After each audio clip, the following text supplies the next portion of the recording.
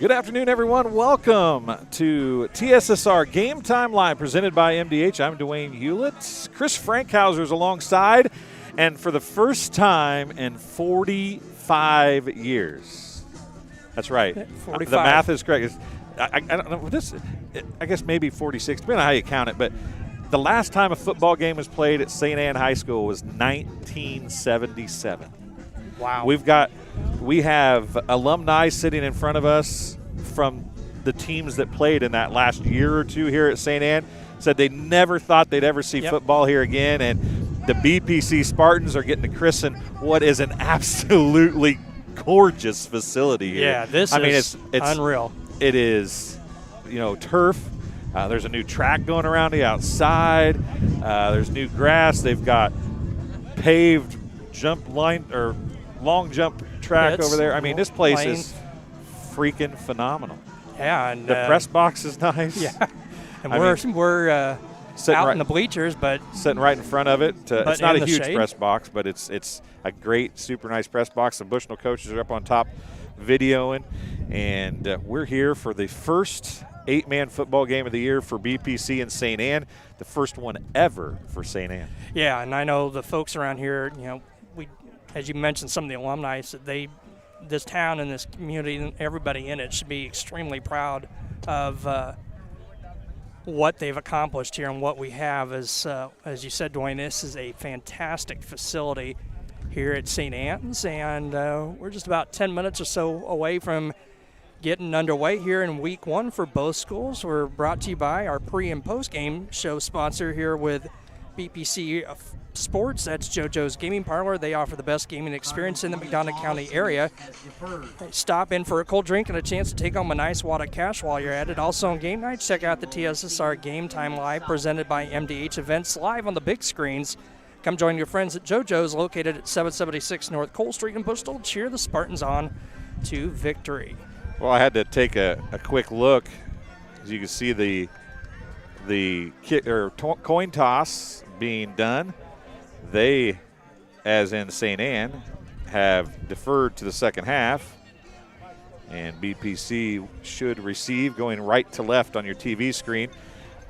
Everything seems to be working. If you got audio, let us know at home. I think everything's working on our end, except our playback on our YouTube, which sometimes gives us a fit.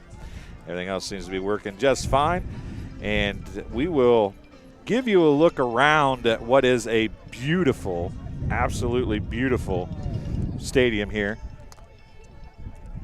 And I got Mallory on the camera. I want to thank her so very much for helping us out. You can see that's to the right down in the far end. They've got the band down there playing some music right now. They've turned the music off up here.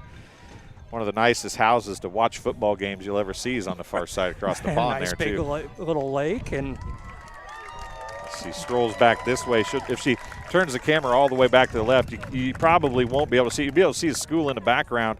But what is amazing is the locker room that they've built over here. Yes, for the St. Anne players, and there's restrooms and the huge concession stand all built into it. I mean, it's an absolutely beautiful facility. Top line Musco, looks like kind of Musco lighting here. Yeah, it's for this small of an area. We're probably a half hour southeast of Kankakee, not far from Indiana. St. Anne is a town of 1,200 people. I saw, and you aren't going to see a better facility. I mean, outside of Macomb, we're not going to see a better facility. No, and that, of course, Macomb is a whole lot bigger facility. And really, Macomb, this is Macomb, except the bleachers are smaller on both sides. Yep. I mean, and the press box is about half or a third the size. Right. That's literally the difference. I mean, I think that the people that made Macomb's new press box probably made this press box. It's exactly the same on the outside. The windows are tilted the same. If that tells you how nice this place is, it is absolutely gorgeous. And speaking of gorgeous, the weather, I know back home I think it's still warm and overcast and cloudy. We're at about 76, 77 degrees. Nice breeze out of the north, and we definitely crossed over that cold front driving up here this morning, because when we left and got out a couple of times, pretty muggy and humid, and we get up here and it's a picture perfect day. Well, when we were leaving at 9 o'clock, I was telling Mallory it seemed so miserable outside. It wasn't supposed to be. And I looked and it said 85 and felt like 98 at 9 o'clock this morning.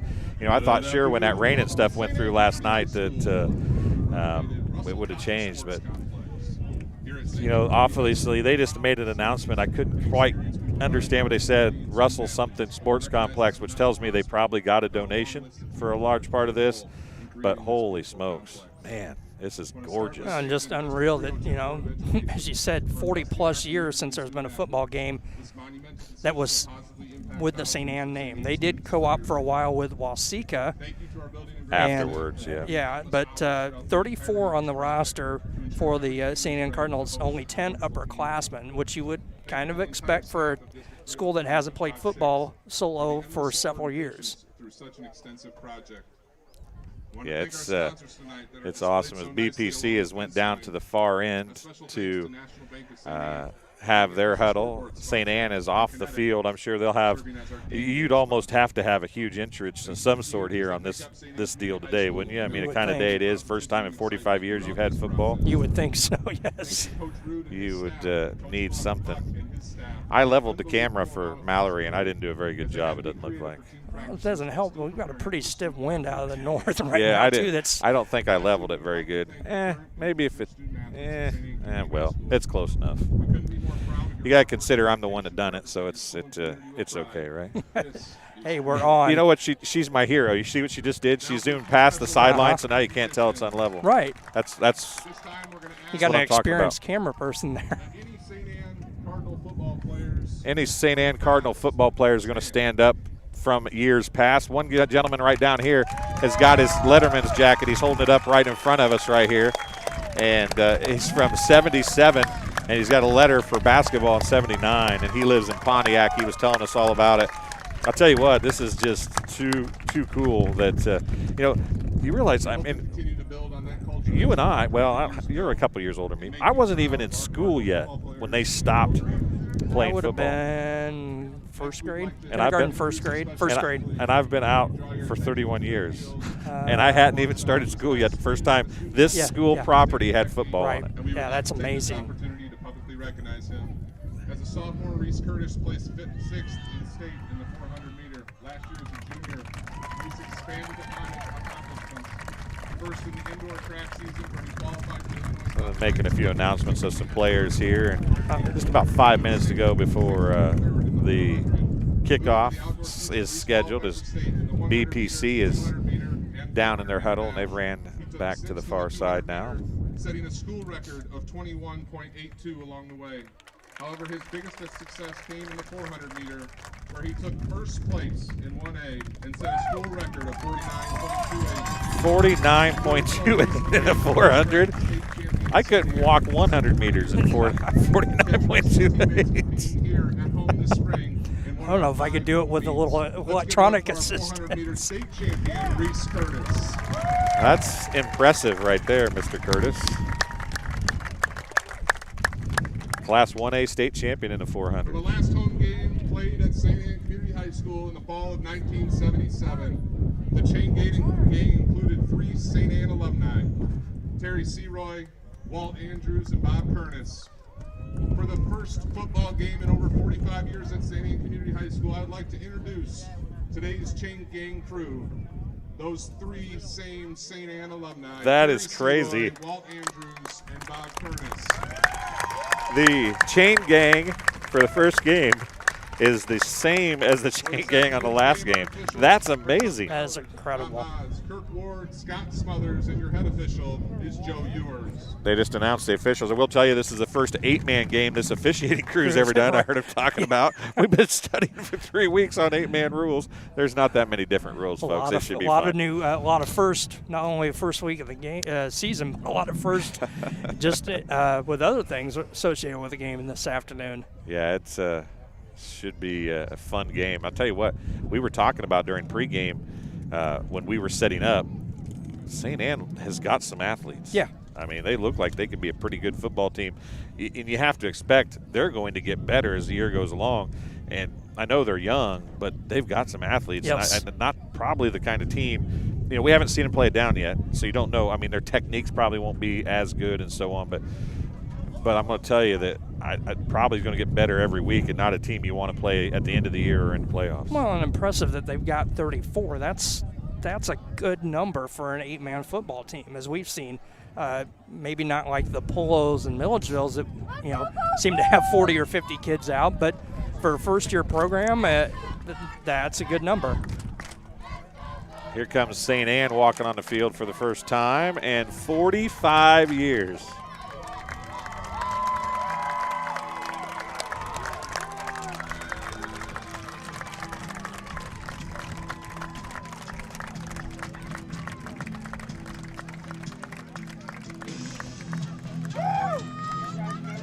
Bleachers are pretty full. Sideline is full.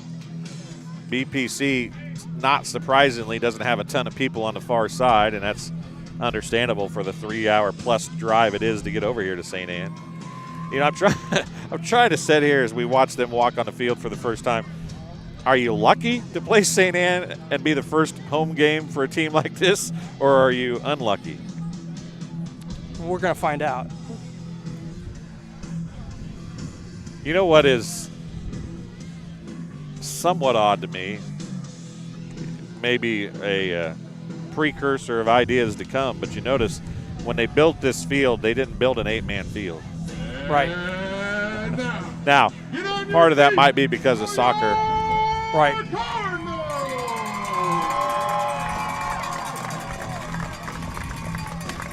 So, they do play soccer on it. Soccer is, I think, a wider field, obviously, so that might be the sole reason why they did that. But I think that definitely is the case. Yeah. There's a small scoreboard to the north of the complex for setup for, it looks like, for soccer. And the corner kick area is out on the edge of the race, or out on the edge of the track. So, welcome Kendall Harrison. Kendall is a 1993 graduate of St. Anne. As the national anthem getting ready to come. Two-time state solo vocal state champion from St. Anne.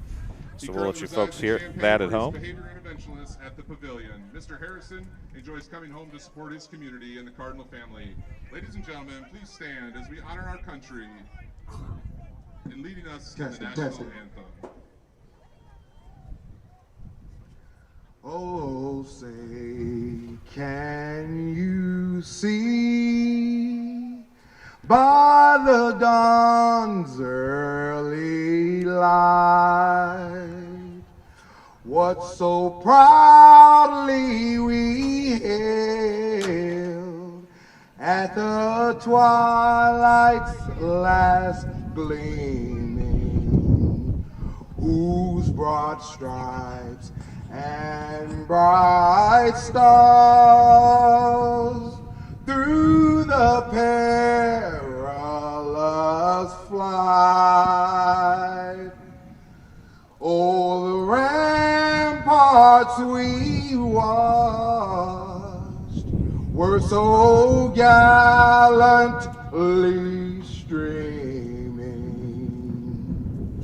and the rocket's red glare, the bombs bursting in air,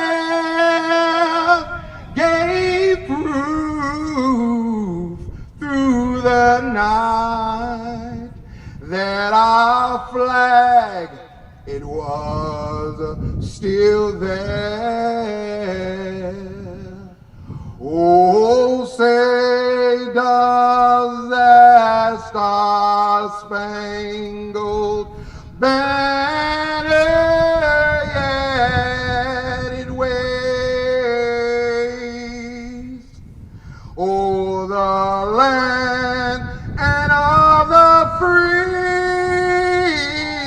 yes, and the home of the brave.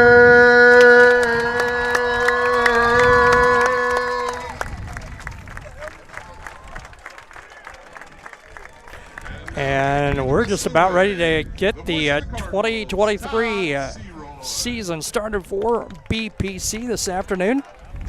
And 75, 76 degrees right now, air temp at kickoff. And a whole lot of wind. Yes, you're going to hear it a lot this afternoon. Welcome to St. Anne Community High School's beautiful Russell. We'll take a very quick break and be back on TSSR Game Time Live, presented by MDH after this. I went through MDH when we were trying to get pregnant. We were struggling the first year, and then when we got pregnant, I stayed at MDH and through labor and now for pediatrics. My experience was nothing short of phenomenal. I was met with amazing staff members who helped me through concerns that I had when she was first born, helping me learn how to be a new mom. It was really reassuring and comforting knowing that I had so much support and kindness around me. My entire pregnancy at MDH was amazing. And welcome back to St. Anne High School in St. Anne, Illinois. Population 1,200, and they have football for the first time in 45 years. Our live chat's open. Hop into live chat. Tell us where you're watching from, who you're cheering for. I know we have some St. Anne folks that are going to be watching as well. And I'm not mistaken, I believe Jeff Borders said he's going to be driving back from Alabama or something like that. I thought he was coaching, but I don't know what's going on with that. Jeff, hop into live chat if I was right on that. I think that's who messaged me anyway. As BPC will receive for the first time this year. Dropping back deep to receive is Brock Beekman, number 3 on the far side. Looks like number 5, De'Arian Thomas on the near side. Or is that number 5 or 6? I don't know. I can't see the number. We'll figure it out in just a second. De'Arian's not that tall, is he? No, I don't think so. Unless he's grown quite a bit. Like number 23 to kick it away for. That is Gavin Thrim. Up back's going to take it for BPC. Near side he comes up the field. Going to be a 1st and 10. Now the ball came out, and it might go to St. Anne. Nope, officials signaling BPC ball. Nope, they're saying BPC ball. Down by contact. He was down first. I believe, was that number 8 on the carry? Osmond Perkalu. Tackled by number 34. Perelku, actually. Perelku, yes, 34. Bringing the shot on the stop for the Cardinals. The quarterback for BPC going to be number 22, Dalton Huffman. I know there was some talk of whether it be Talon Love or Dalton Huffman. Looks like it's going to be Dalton Huffman to start things off here. His brother's going to be in the backfield. Lane Huffman as the lone setback. 2 wide receivers far side. Tight end near. Here we go. First offensive play of the season for BPC. Fake handoff's going to go to Huffman, right side. He's around, breaks 1 tackle. Across the 50, first down. Inside the 45-yard line, about the 43, giving him a gain of 17. And BPC has their first Sports Corner first down of the season with 11:44 to go here in quarter number 1. Nice run, a nice way to open up the season there. First down into Cardinal territory, as you said, Dwayne, down at about the 43-yard line. Now we had the wind blowing strong enough that it moved the football before BPC could get to the line. I thought that only happened on kickoffs. Coach Borders said, yep, coming back from Alabama. Said he's coaching but had a vacation planned before that. Amanda Schimmelfinnig says, come on, BPC. Huffman back under center. Handoff's going to go to Beekman. Round left side this time. He's going to try and get to the corner. He does. What a block out there by Lane Huffman. And he's going to go down about the 35. That whistle seemed pretty early. We've got a an injured player for the 34 Cardinals. That's starting running back and linebacker Brandon Schaff. Yeah, I think it might just be a cramp. I say just, but now they're looking at his right knee, actually, unfortunately. It's a gain of about. Well, hey, hold on. You got a timeout. What? You can't play? Oh, he is off the sideline, I guess, isn't he? He's just barely off the sideline. 6. Yeah, it was a gain of 6. I can't believe they kept that. Let that. Oh, what a tackle! A one-arm tackle. You don't see that very often on Lane Huffman. Elijah Gibbs makes the tackle, comes streaking in from a linebacker spot, puts an arm on Huffman, and just caught him at the right time. Huffman's going to go for no gain. It's going to be third down and 4. Actually, it might have lost it. We'll stay 3rd and 4 still. And Throth is still over here on the near side, or Schaff, excuse me, still over here on the near sideline. I thought that his feet were in bounds, but they were not. Handoff is going to be Huffman on the keeper of the Dalton variety, and he's going to be a couple yards short. Going to gain 2 or 3. We'll see where they mark it. Actually, Elijah Gibbs makes another stop. It looks like they're going to give him 3. It's going to be up 4th and 1, a long one, but 4th and 1 for BPC, and they're going to stay on the field. Coach Schisler making his first big choice. Coach.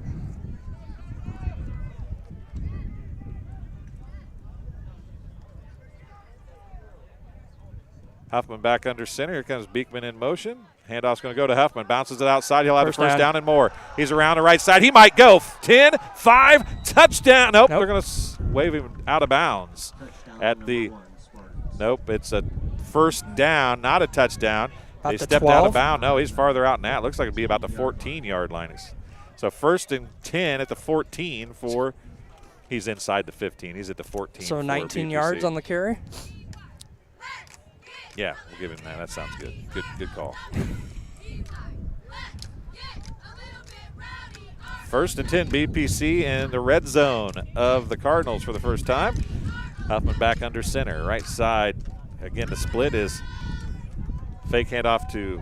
No, they give it to Beekman. I didn't think he did. That was a good handoff. It fooled me, but it's only going to go for about a gain of 3. Be just short of the 10. Gain of 3. And 2nd down and 7. Clock down to 9:22 to play here in the opening quarter.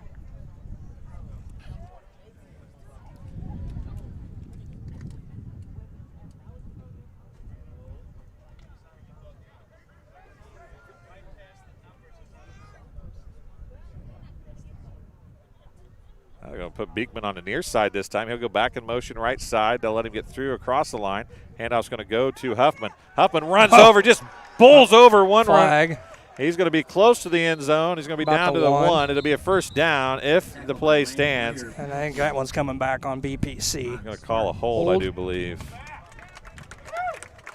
He just trucked the kid at the line of scrimmage. So holy smokes. Holding BPC. I just heard somebody in the grandstand say you got to hold your girlfriend, but not the players. That's a good one. I don't think I've heard that before. That's going to take it out beyond the 20, back to about the 21. All the penalties are from the line of scrimmage now.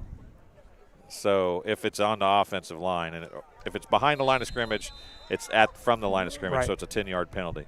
First penalty of the game goes against BPC. And 17 is what it should be.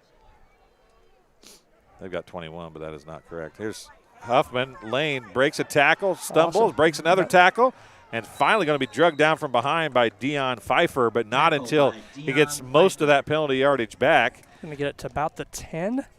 He's inside the – no, he's going to be down to about the 12. All right, gain of 9.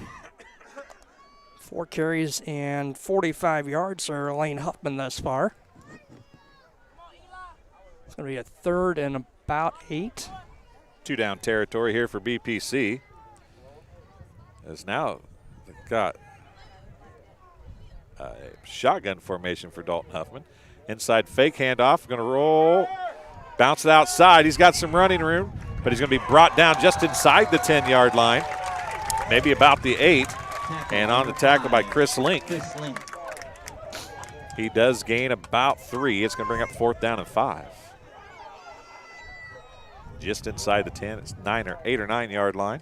Clock down to 7:40 to play here in the opening quarter. No score. BPC has had it the entire quarter. They've had to put a good long drive together. And again from the shotgun, single wide out near side for BPC is Talon Love. Huffman looks right. Now he's looking. Now he's going to tuck it and try to run. He's going to have the first down and maybe a touchdown. He will.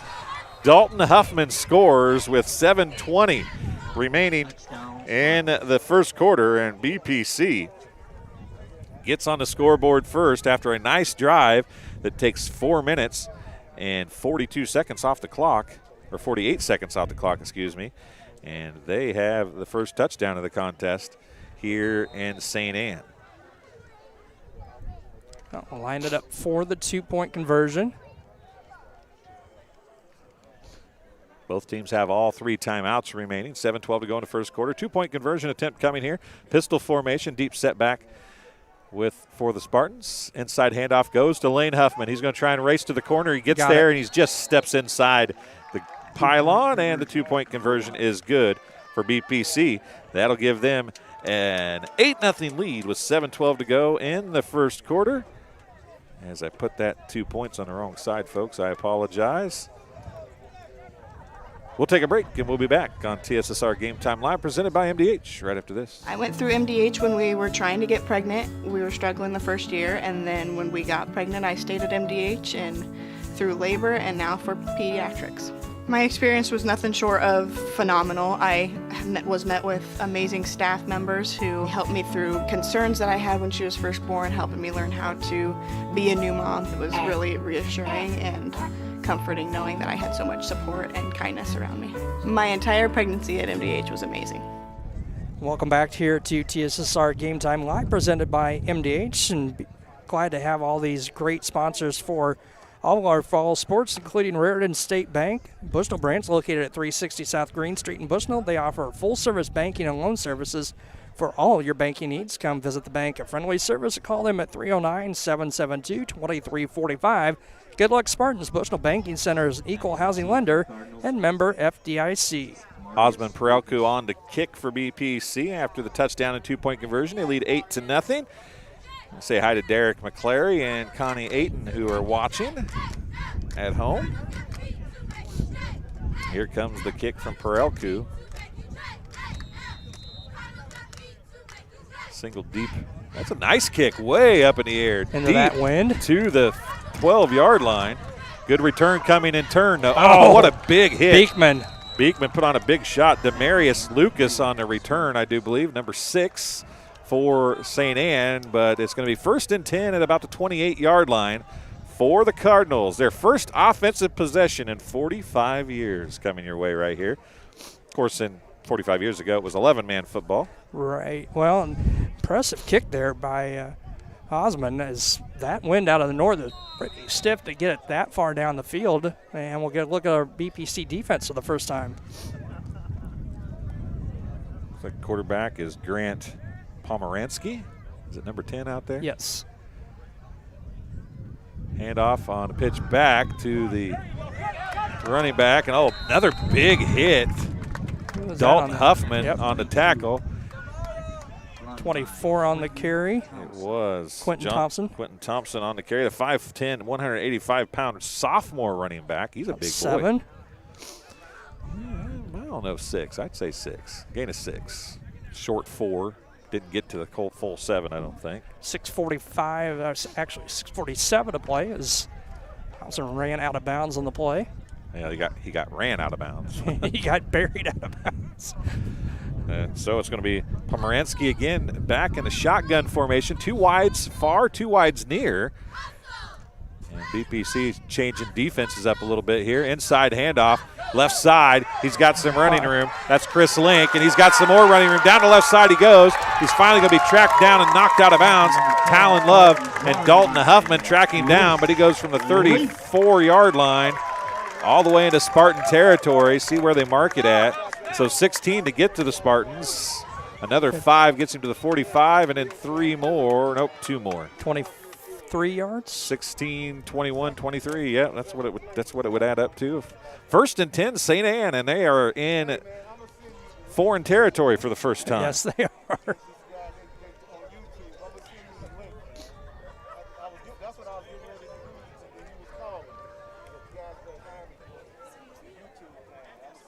So it's going to be Pomeranski again, this time a tight formation for the Cardinals. In motion goes Gibbs. Pomeranski keeps his quarterback keeper designed that way. He breaks a couple tackles, goes left side. Talon Love giving chase, but he might go. No, Talon Love's able to track him down, but some misdirection there and a nice cut by Pomeranski, and another first down from the 43 down inside the 15. Looks like a gain of 30. I was going to say right at 30. Yeah, but gain of 30 for Pomeranski, and it's 1st and 10 at the 13-yard line for the Cardinals with 6:27 to go. The clock will run when the down marker is set. And a referee still waving his arm. Still waving his arm. There they go. That's a few of the things that might take. Oh, a little different quarterback. Pfeiffer back to in the quarterback position this time. Pomeranski split out as a wide receiver. And he's going to try to roll right. Not a lot there, and he gets bottled up. And they may have an illegal formation. On the play. BPC will probably take that play, though. I think he lost 1 on the play. We'll see what they do here. 60, Braxton Kemp on the stop, it looked like, for BPC. Illegal procedure.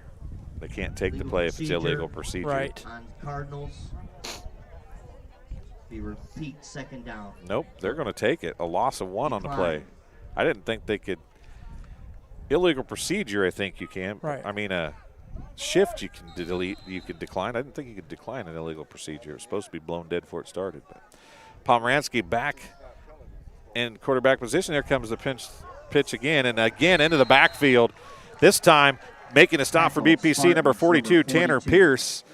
And it was, again, number 24 on the carry. That was Quentin Thompson back in the game, but he didn't have near the success he had on the last one. He lost 4. It's going to bring up 3rd down and 15 from the 27-yard line.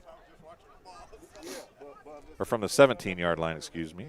5:40 to play here in the opening quarter. 8-0 lead for BPC.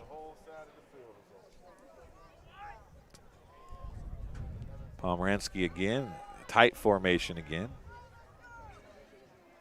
There's Thompson, the wing back on the far side. He just moved a little, and they let him go get away with it. Under pressure again. Pass wide open in the end zone. It's a touchdown. Link. I think it's number 5, Chris Link. It is Chris Link, number 5 with the touchdown pass. A 17-yard touchdown pass from Pomeranski to Link, and it's a touchdown for the first time for the Cardinals, and they're going to try to tie things up here with, I think, a 2-point conversion. Yeah, deep setback is going to be Thompson behind Pomeranski in the pistol. He's almost in a shotgun. Right. And he's going to roll right, looks right, hesitates, throws to Thompson. It's short, and he's down. I think he caught it, but he didn't get to the end zone. And extra point. PAT is no good, and BPC is going to hold on to a 2-point advantage with 5:11 to go in the first quarter. It's 8-6 Spartans. They'll get the ball back when we come back after this on TSSR Game Time Live, presented by MDH. After my appointment that day, I just made up my mind that I'm going to have my baby here in Macomb and this hospital, because irrespective of where you're from, who you are, it's just their line of duty to make sure they give care, make you comfortable. I told about the staff of MDH, they're all good. And you will get all the support you need. This is just the best place for you and your family. Welcome back here to St. Anne's High School on this Saturday afternoon. TSSR Game Time Live, presented by MDH. We're also brought to you by King Family Chiropractic, with locations in Bushnell and Macomb. They support BPC Athletics. They offer office hours in Macomb Monday, Wednesday, and Friday, and Bushnell Tuesday, Thursday, and Friday. To set an appointment, just call 309-837-MyDC. That's 6932. They also perform IDOT and CDL physicals for just $85. We almost got hit by a football. I thought something when I was reading the ad there. It's okay. There's enough people in front of us that shouldn't happen, but one almost got through. It hit the computer. Guess I need to pay more attention. Here we go. Another kickoff coming to BPC. Both teams have scored. The difference is the 2-point conversion. BPC and Lane Huffman got the 2-point conversion. No good for the Cardinals, and offside is going to be called. First penalty of the game for the Cardinals, I believe. Say hi to Honeybee. Caden McClary is Honeybee's brother. Procedure on the Scoot him Cardinals. back 5 yards. They'll kick from the 35-yard line now. Perelku and Beekman back for BPC. Actually, no, that is not Perelku back, is that? It's the same person who was back before that we can't figure out. Don't pay attention to the number when he's walking over there, I guess. Five-yard penalty. It was a 5-yard penalty for the That is Cardinals. Perelku back. Parker Guppy was the one that was up. Oh, is that number 6 over there? Yeah, on the 40 on the far side. That looks like an 8. But you're probably right, judging by body type. Beekman's going to have it. He's going to run right side on the return. Now cuts it. I can't talk. Back to the middle. And he's going to go out to the 45-yard line. And it'll be 1st and 10 BPC at the 45. 5:02 to go here in the first quarter. It's 8-6 Spartans. And both teams scored on their first possession. Like you said during the break, this might be, if this is the way things are going to play out, this is going to be an offensive scoreboard buster today. Scoreboard's getting a workout for the first time if this continues today. Huffman from the shotgun takes a snap, handoff inside to Lane Huffman. He's going to outrun the corner. He's got some running room around the right side. First down and out of bounds he goes. He's going to go to the 44-yard line, a gain of 11. 1st and 10 BPC in Cardinals territory at the 44-yard line. He just flat outrun the defensive end outside linebacker there. Well, that's such a thing with Lane on that type of play. If he can get that foot plant and get the corner, he's going to usually pick up some good yardage for you. Well, it is nice out here when the sun goes under a cloud. Shotgun formation again. And offsides? I think they might call procedure. Nope, they are calling offsides. 5-yard penalty on the Cardinals on the far side. Number 88, I believe, Jason Blyle, jumped off early.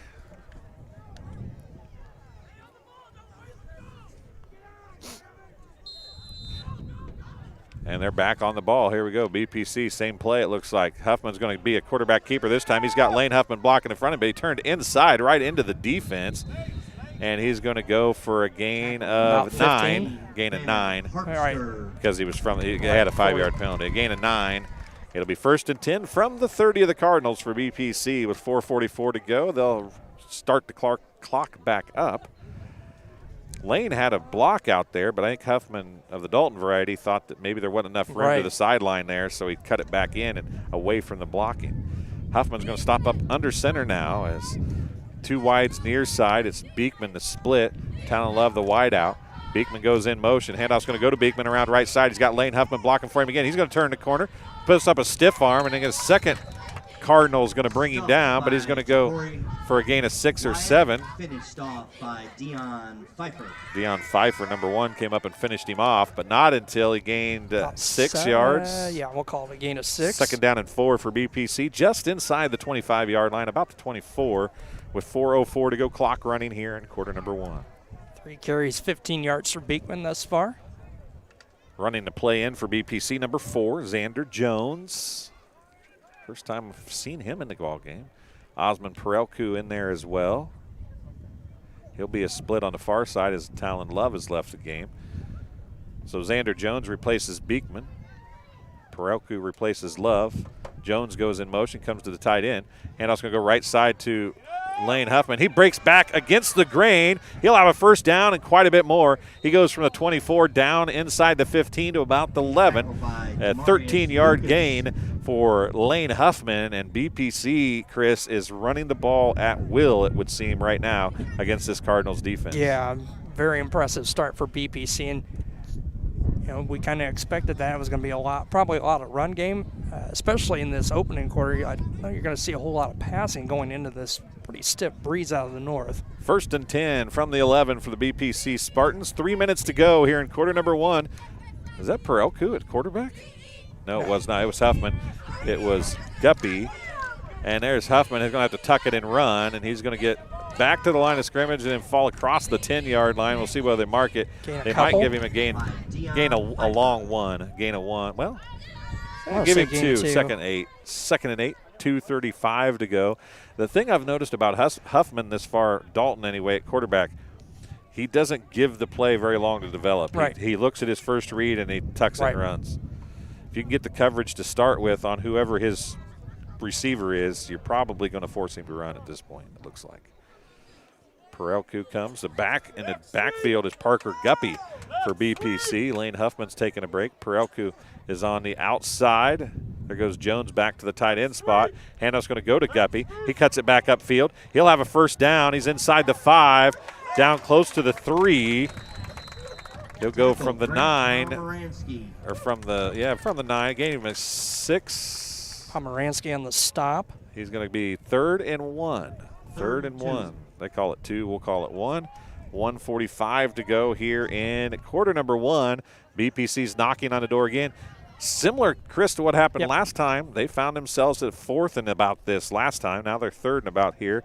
And a chance to, from the PAT stripe, they're going to have a chance to put one in here with 2 plays as pistol formation for Dalton Huffman. And the ball's on the ground. They're going to lose a bunch of ground. Huffman's going to pick it up. He's going to roll right side. He's got to break a couple tackles. He gets a lot of that back, and that could have been a whole lot worse than it is. They'll have a chance at 4th down. They lose those 6 yards that Guppy gained, and it'll be 4th down and 8, or 7 actually, 4th and 7 for BPC at about the 9-yard line. Clock down to 1:02 to play here in the opening quarter. 8-6 lead for BPC. See what happens here. BPC had that 4th down in their last drive as well down in red zone territory. This is about where they were at the 8 on that 4th down that Dalton Huffman converted for the 6. So here comes Huffman under center. Jones comes back to tight end. Handoff's going to go to Huffman. Lane Huffman around the right side. Touchdown. He'll have a touchdown right to the pylon again. A 9-yard or an 8-yard touchdown run for BPC and Lane Huffman. And the Spartans convert again on 4th and long inside the red zone for a touchdown. And the 35 Spartans seconds. lead by 8. Sorry about that. Yep, and that both Huffmans now with 8-yard touchdown runs here in the opening quarter. This is a really big 2-point conversion because if you can get this, it becomes a 2-possession game. Right. If you don't get this, then it's still a 1-possession game for the Cardinals, and a game that it really looks like both teams are going to be able to score. Fake handoff, throw out to Xander Jones, and what a little cutback. He caught it and stepped right back inside the defender, and that's the defender was Pomeranski, who was trying to be out there in coverage, and he didn't make the stop on Jones, who made a great cutback, and BPC goes up by 10, 16-6 with 35 seconds to go in the first quarter. We'll take another break, and we'll be back on TSSR Game Time Live, presented by MDH, right after this. My experience with McDonough District Hospital was amazing. I have a lot of allergies, complicated by nasal problems. And the procedure I had is Vive Air. Dr. Sparks was incredible. The Vive Air procedure is a radiofrequency ablation procedure. She no longer has to do any medications to breathe, so she gets much more restful night's sleep. And a short little office procedure, and have somebody that feels like it's totally changed their life means the world. It's a permanent improvement on the quality of your life. Back here at St. Anne's High School, 35 seconds remaining in the opening quarter. BPC just scored on their second drive and converted their second 2-point conversion of the afternoon. We're brought to you by Rosie's Pizza. They offer something for everyone: pasta, sandwiches, and, of course, pizza. Dine in or carry out at 458 East Main Street in Bushnell. They also deliver to Good Hope, Adair, and all points in between. For delivery, give them a call at 309-772-2101. Rachel Guppy watching the broadcast as well. Thanks for joining us. As here we go, ready to kick off again. Another high kick fielded at about the 20-yard line. Some more running room. This time breaks a tackle, sidesteps a tackle, I should say. It's going to be a tackle by Jake Willie. And on the return, trying to see the number, Demarius Lucas. They say number 6? Yeah, Demarius Lucas, yep, number 6, I believe. 39 yards. Those numbers are, the single-digit numbers are not very easy to read. Pomeranski in with the play, and they were actually huddling offsides. The officials moved the ball back a little bit on them, I think. 1st and 10 at the 39-yard line for the Cardinals with 28 seconds to go here in quarter number 1. They'll be switching fields here in just a second, or at least ends of the field. Pomeranski. Oh, there's an illegal procedure. As coming in motion was Chris Link. Pomeranski made the verbal command for Link to start moving, and when he did, the right end or right tackle Jose moved Ortiz, as well. I think 55 was the one that moved on that near side. And he didn't really move a He whole just moved lot. his arm. He waved his arm and kind of stepped back a little bit, but I think the whistle had blown before he actually stepped back. Well, I'll try it again. 2 wide receivers far. On the far side, it's number 3, Jordan Davis and Chris Link.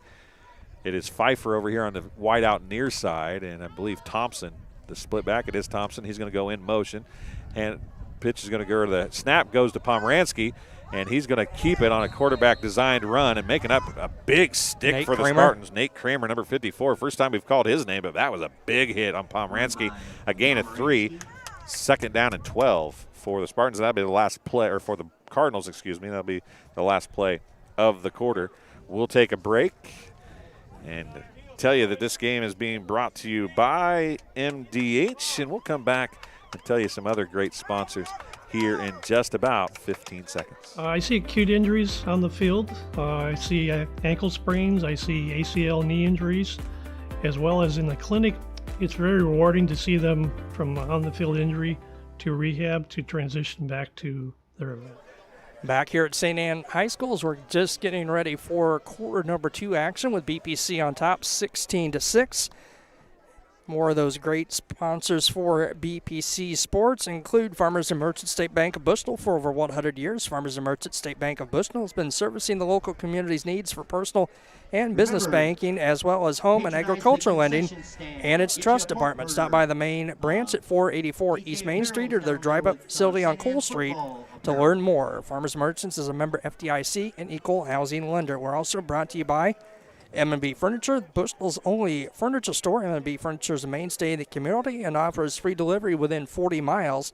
For everything you need to furnish your new home or replenish an old one, stop and see the fine folks at 41 West Main Street or find them on Facebook, Instagram, or the web at www.m&bfurnitureinc.com. You can also give them a call at 309-772-2111. So it's going to be red going left and white going right now on your TV screens or your phone screens or whatever it may be that you're watching us on. If you're just listening to us, thanks for joining us. I want to say hi to Lindsay Schaefer, who's joining us on the broadcast today. She knows these players pretty well, I do believe. Yeah, she does. So again, 2 wides, Thompson and Pfeiffer far side, Link and Jordan Davis near side, Pomeranski, the shotgun formation. Thompson comes in motion. Again, they're going to call that same play, quarterback keeper, and again, it goes nowhere. In fact, he might lose a yard. We'll see what happens here. 42. He's going to lose more than a yard. He's going to lose 2 yards. It's 3rd and 14. Tanner Pierce on the stop for BPC, number That's 42. The second big stop for Tanner Pierce. He's had a couple stops in the backfield. You calling that a loss of 3 or a loss of 2? I call it a loss of 2. That's what I'm 3rd putting and it 14. down. It might be close to 15, but it's short of 15 full yards, I think. Maybe it's not. I don't know. They go to a stacked formation this time. Pomeranski going to pitch it back to Link. Link trying to find some running room, and coming from behind is Nate Kramer. What? No, that's not 44. Nate Kramer. It's number 44, Ethan Pierce. Great pursuit by Ethan Pierce, tracking Link down from behind. 1 yard, actually no gain on the play. It's going to bring up 4th and 14, and a big play here for the Cardinals. See if they punt or go for it. Looks like they're lining up to go for it. Oh, no, punt now. Would expect the punt anyway. Going to at least look like they're going to punt. Yeah, kind of a punt formation. The punter's not very deep, though. I think you want to cover everybody here. He is going to punt. Pomeranski. Right side. It bounces back to right at the 50. They might spot it at the 49. We'll see what they do. You know, the bad thing was a couple of Spartans actually ran into the punter there a little bit. Yeah. And because he's so close. Yeah. I mean, he was so close to the line of scrimmage. They could have very well got a 5-yard running into the kicker penalty, but they did not call it. I was a little surprised not to see the flag there as well. 1st and 10 from midfield for BPC. They lead by 10, 16-6 with 10:39 to go here in the first half. Second quarter action. And I forgot to update the quarter, folks. I apologize. It is second quarter.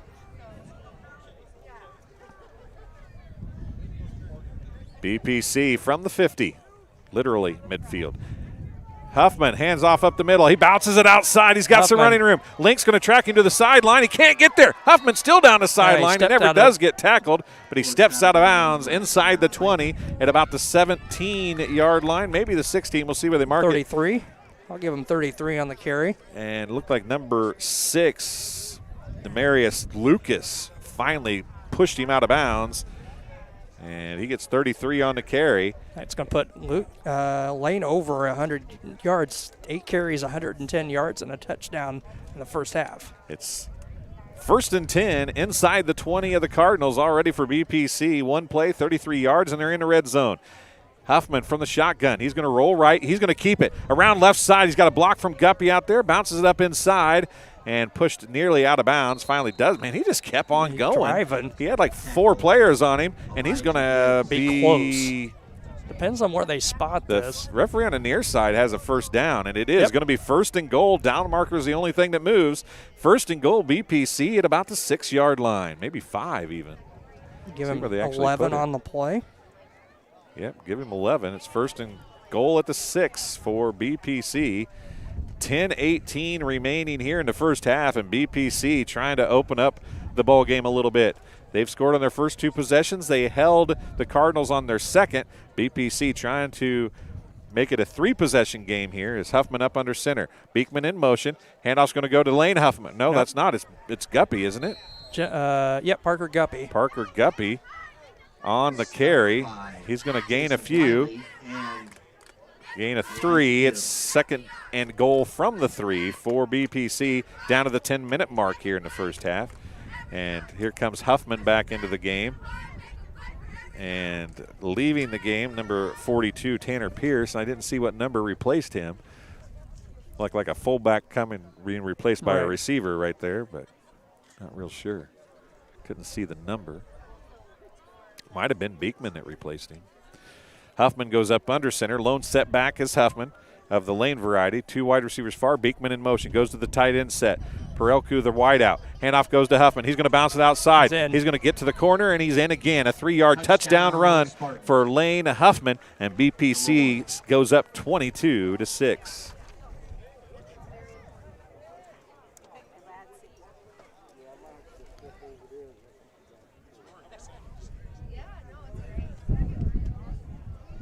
Score coming at 9:26 to play in the opening half. 2 touchdowns now for Lane Huffman. First touchdown for BPC that wasn't from the 8. Yeah, right. 22-6 the score, trying to make it 24-6. Every 2-point conversion just makes this harder for the Cardinals. Ball's on the ground. That one's not going to be. Huffman, I don't think, ever really had the snap, in all honesty. I don't know if he was trying to. I didn't see that real quick there, folks. I don't know if he tried to do a quick handoff underneath to the man in motion. Beekman, yeah, that's kind of what I was thinking. He was, and just looked like maybe he didn't have a good grasp of the football after he got it from the center. So we'll take a break and be back on TSSR Game Time Live, presented by MDH right after this. Well, I've always had an interest in the medical field, and then growing up, I actually went through physical therapy myself for an injury, and that got me back to playing my sports and the activities that I loved. So seeing that firsthand, I got to see how much physical therapy could really benefit. 9:26 to play here in the opening half. BPC scoring on all 3 possessions thus far to make it a 22-6 lead. Thanks for tuning in to TSSR Game Time Live, presented by MDH. We're also brought to you by Heil Enterprises and Heil Trucking. They can take your product down the road, near or far, and also offer top-notch heavy-duty truck and trailer repair. The second-generation business continues to grow and continues to support BPC Athletics. Stop by and see Danny or Travis on Route 41 south of Prairie City. Give them a call at 309-775-3333. You know what I see here that being a former media guy, it kind of bothers me is maybe one media person here. I understand this school isn't a huge school, but they've got football for the first time in 45 years. How is every news station within the tri-state area not here covering this? I earlier in the week did a couple of newspaper articles about football coming back. There were some good articles up in this area. There's a kick right side. It's going to get to the end zone. Oh, no, barely. Just barely got to the end zone. And he used the win that time, and it's a touchback. You don't see that very often. That ball hit about the 1 and spun, and I thought maybe it wasn't going to go all the way into the end zone, but barely across the line. So St. Anne, the Cardinals will start 1st and 10. St. Anne has had some luck moving the ball, just a couple of, I don't want to say bad plays, but, a couple things just didn't go their way on that last drive, got them behind, and then once they got behind, they just couldn't catch up there on that drive. So see what they do again here. Pomeranski back in the quarterback position. Looks like the same crew out there with him. It will be Davis as the tight end near side.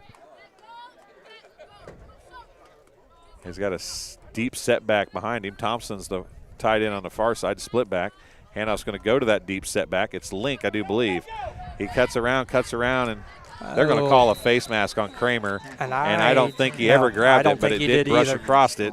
And that's all it takes sometime. A 2-yard gain for Link, and a penalty will be tagged on to the end of it.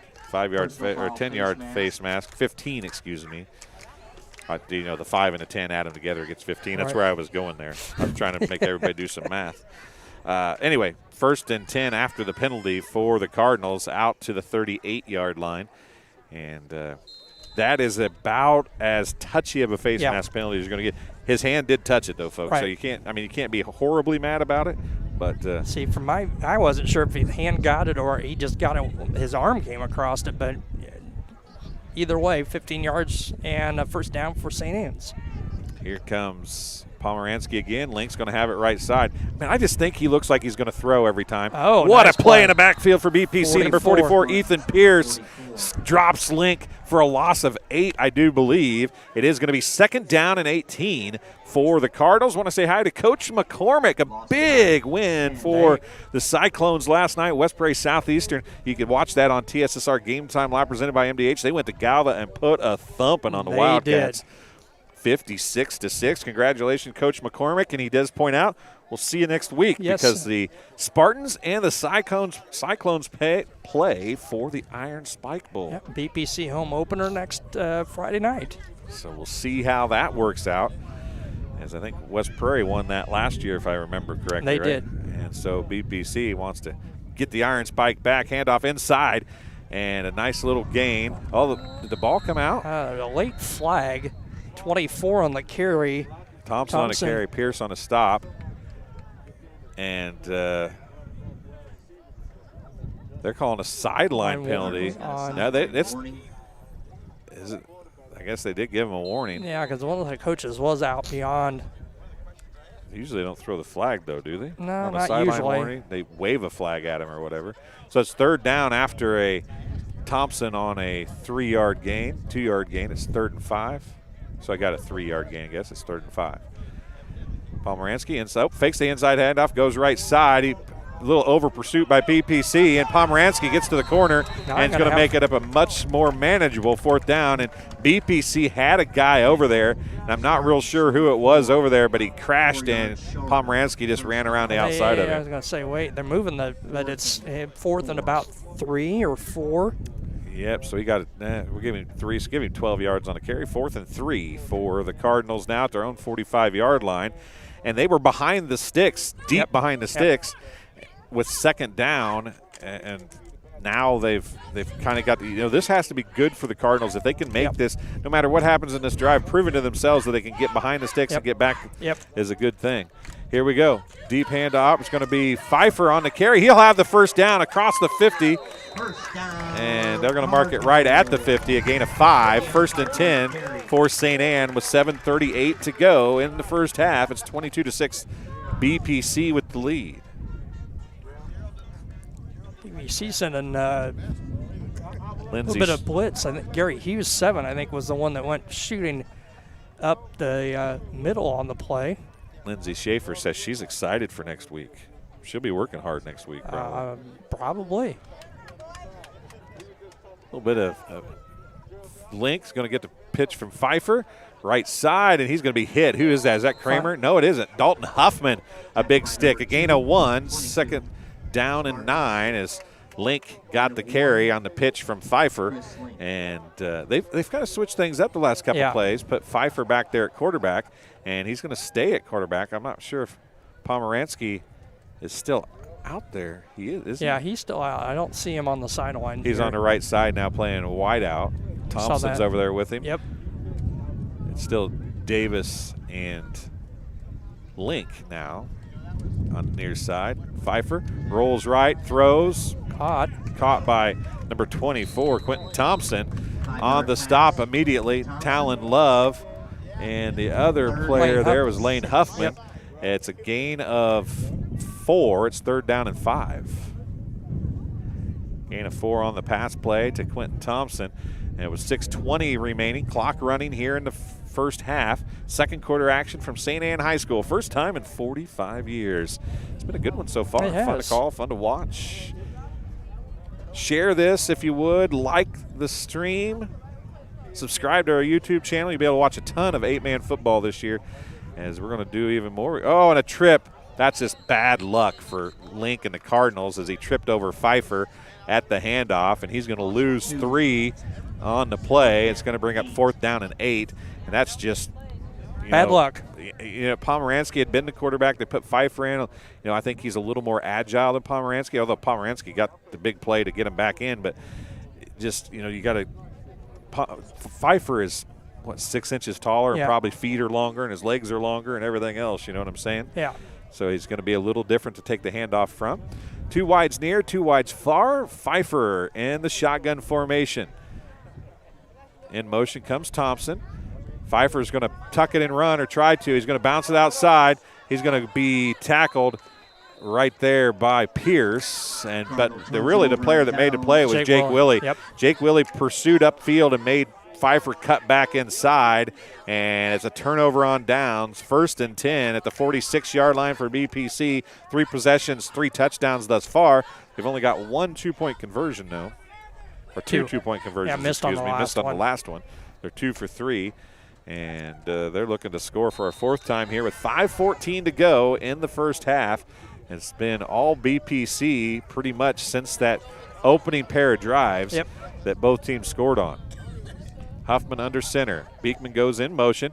Handoff's going to go to Beekman. He'll round around left side. He's got some blockers out there. He cuts it up inside, bounces it outside. Oh, and he loses the ball out of bounds. But it is going to be a gain of 14 yards to the 40-yard line. 1st and 10, BPC in the Cardinals territory with 5:04 remaining here in the second quarter. Knocked out by Elijah Gibbs.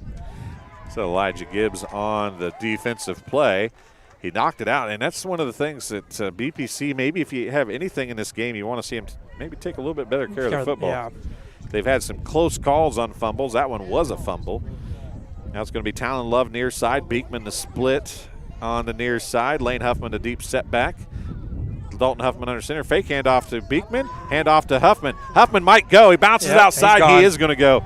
Touchdown BPC, and he cuts it back into the middle of the field. 4:55 in quarter number 2, and BPC is on the scoreboard again. 28-6 is going to be the score as Lane Huffman scores from 40 yards out for the touchdown. That gives Lane 9 carries, 3 touchdowns, and 150 yards. Not a bad first half. No, I think most people take that. It's not a bad game for most people. I mean, I'd take that for a career, in all honesty.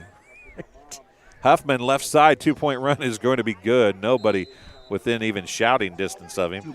And with 4:55 to go, BPC has opened it up a 30-6 lead over the Cardinals of St. Anne High School. We'll take a break, and we'll be back on TSSR Game Time Live, presented by MDH, for more second quarter action right after this. At Western Illinois University, Leathernecks don't just blend in. Our purple stands out. Our students are innovative, creative, and resilient. At WIU, there's limitless potential, with campuses in Macomb, the Quad Cities, and online. Visit wiu.edu/potential to become a Leatherneck and get an education that stands out. Back here at St. Anne High School, 4:55 to play in the opening half. BPC on the board again. It's now a 30-6 lead over the Cardinals of St. Anne's. We're brought to you by Sports Corner at 124. Macomb's original local sports bar is Sports Corner at 124, with a focus on local sports. Catch WIU games and all the area TSSR Game Time live broadcast at the Sports Quarter at 124, and all while enjoying your favorite cold drink and some of the best food in West Central Illinois. Stop in and say hi at 124 North Randolph Street in Macomb. Getting ready to go here. 30-6 the score, 4:55 to go in the first half. And BPC has opened it up. They've had the ball 4 times, scored 4 times, and Osmond Perelku, who kicked it into the end zone. I thought he was going to put like the pitching wedge deal on it and stop it at like the 1, but it just barely got across the goal line. See what he does here. And you see where our return man's now at. Yeah, a lot deeper. A little shorter kick. Good roll. Link's coming up on it. He's got – it is not Link. Oh, 6. That's a big hit. Down Marius there Lucas. Yep, it was Perelku. Was that Perelku? It was the kicker. Came down first one to get a lick on Lucas, but he thought he had a fumble for a second. 1st and 10 at the 30 for the Cardinals. You know, you look at these last couple drives for the Cardinals, and they've got behind the sticks a couple times, and they've had some plays that have cost them yards, but it's not BPC making all of those plays. About half of those plays have been just little miscues. You know, if you tighten that stuff up, this is probably a different game. Yeah, and not some, that was pretty evident on that last drive. The drive before, BPC started making defensive waves and things, but see what the Cardinals have up their sleeves now. Pomeranski back at quarterback. Link on the end around and breaks the tackle that time. They're going to call a hold. Yep. Willie came up, tried to make a play. It was a bit of a reverse. There is a penalty on the field. And to see what they call here, it was a first down carry of a gain of 11, but I think it's going to come back. I don't know how that could be on BPC where it was at, but. Defensive okay, I didn't see that from up here, but they're going to So they called a defensive lineman for defensive holding on a run to the opposite side of the field.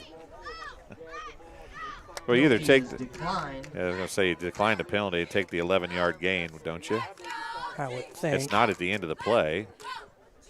You might gain a few more yards if you take the penalty, but if it's from the penalty, from the point of foul, but.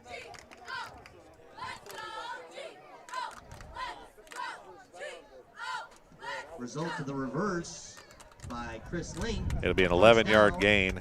Oh, they're going to add it to the end? Defensive holding, or added to the end of the play. I don't think that's right, is it?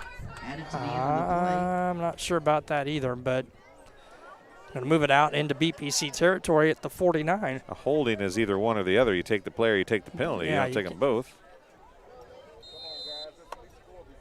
Well, they got both. 11-yard run for Link and then a 10-yard penalty. Spartan territory. Link gets the 11-yard run. Credit for that. 4:25 to go. And just as I said, BPC had not done a lot. BPC helped them out there. And downfield, and Wally coming in and breaking that up as a blitz for BPC as Nate Kramer came in untouched, but couldn't get there fast enough. And Pomeranski did what you need to do, right? He had 3 guys just jetting down the field. He lofted it up, and Pfeiffer just couldn't get a hand on it. I had to turn his turn on the attempt and turn the wrong way to start, so that'll stop the clock at 3:54 to play here in the first half.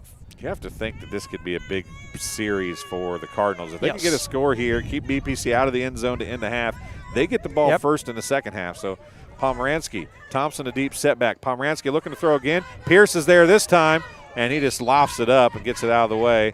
Pierce is going to help him up back there, and they have a little talk. Chris Link, the intended receiver. That's Pierce of the Ethan variety. 3:49 to go in the first half. 30-6 still the score. BPC with the lead. And it's 3rd down and 10 after 2 incomplete passes. Pomeranski deeper in the shotgun this time. Steps back up a little bit now. The setback with him this time is Jordan Davis. He's a little bit of a split end. He works his way up to a split position now. Pomeranski going to take the snap. He's going to throw again. More pressure. He's got the pass completed to Thompson. And Quentin Thompson is going to be very close to a first down. It's going to be really Like close. we're short of about a half a yard. We'll see where they mark it. They're moving it back to, they are going to say a first down. Cardinals. First and 10 at the 39-yard line of BPC.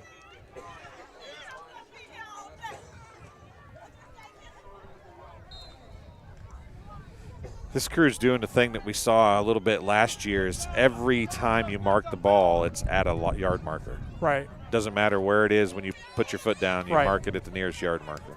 Pomeranski picks up the snap and then is going to finally be brought down. He had a whole host of Spartans there. 70. Beekman, William Anderson, 44. Ethan Pierce, and Beekman was there as well. Loss of 2 on the play. Second down and 12. 3:25 to go. Clock running here in the first half. The Cardinals with the football, but they trailed 30-6.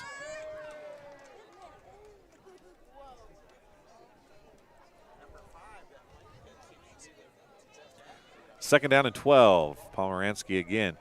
This time 2 wingbacks. In motion goes Thompson. The pitch is going to come to him. He bobbles it, gathers it back up, and another big hit by Kramer.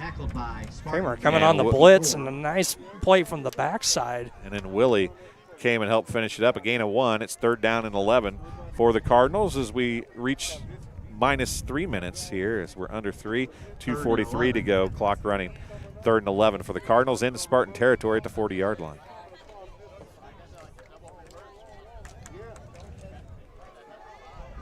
I want to thank everybody for watching at home. Again, if you would, like our stream, share it. Get everybody, all your friends from around the country watching. We love to see where you guys are watching from, so get in that live chat. Tell us where you're watching from as well. Pomeranski looks right. He's got an open receiver. What Willie perfect came. Jake Willie nearly with an interception as he broke on that play from his safety position and just almost got the interception. Fourth down and 11, but you're in a position here, I don't know. I mean, you're down by 24. You need some points, but at the same time, you don't want to give them the ball at the 40-yard line in a short field with 2:07 and 3 timeouts remaining. Right. But it looks like they're going to go for it here as they've got Davis near side, Pfeiffer far side, and the two splits are Link and Thompson. Pomeranski from the shotgun. He's going to drop back, looks right. He's got Link downfield. Willie. Out of bounds, caught out of bounds. He caught it out of bounds. He tried to keep the play or keep his feet in bounds, but Willie got beat there. You saw him walking back maybe on camera. He tapped himself on the chest and said, that was on me. But he got back and I think caused enough headache for Link that he couldn't come down with it in bounds. Yep. So it's going to be first and 10 BPC at their own 40-yard line, and I think I see at least one journalist on the sideline now here. So I don't want to point that out. Maybe 2 now, cameraman and a reporter. Huffman under center, 2 wides far, actually a wide and a split. That's Beekman in motion. Handoff's going to go to Huffman. Lane Huffman's got a ton of running room left side. He's going to cut it up inside. He might outrun everybody. He's going to go 60 yards. Hit one player to beat, and he can't get there. You got to give credit to number 21, Ja'Cory Wyatt, who really tried to track down Huffman, but Huffman goes in from 60 yards out for a touchdown, and BPC is up by 30, 36-6. 4 straight touchdowns for Lane Huffman. And we talked about you want to how big that touchdown would have been or that series could have been for the Cardinals, and then you give the ball back, and just like that, one play later, BPC scores on a 60-yard run by Lane Huffman, and I'll try it again here for a 2-point conversion. Huffman from the shotgun. Handoff's going to go right side, and I think he did get in. 2-point conversion run is good. For Dalton Huffman. Is Dalton Huffman on a 2-point conversion. And BPC extends to a 38-6 lead. We'll take a break, and we'll be back on TSSR Game Time Live, presented by MDH, right after this. Minimally invasive surgery offers a variety of benefits to the patient. We are now able to offer patients a variety of operations with small incisions rather than big open incisions. The surgeries that we can do now, minimally invasive, include bariatrics, hernia repair, colorectal surgeries, faster recovery, smaller incisions, faster time back to work.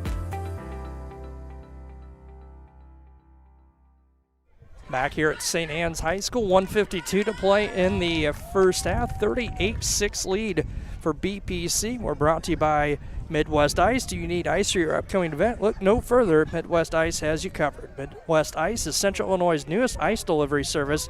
We deliver ice directly to your event. Call Blaine Wrench at 309-351-8192 for a quote today. And also brought to you by Western Illinois University.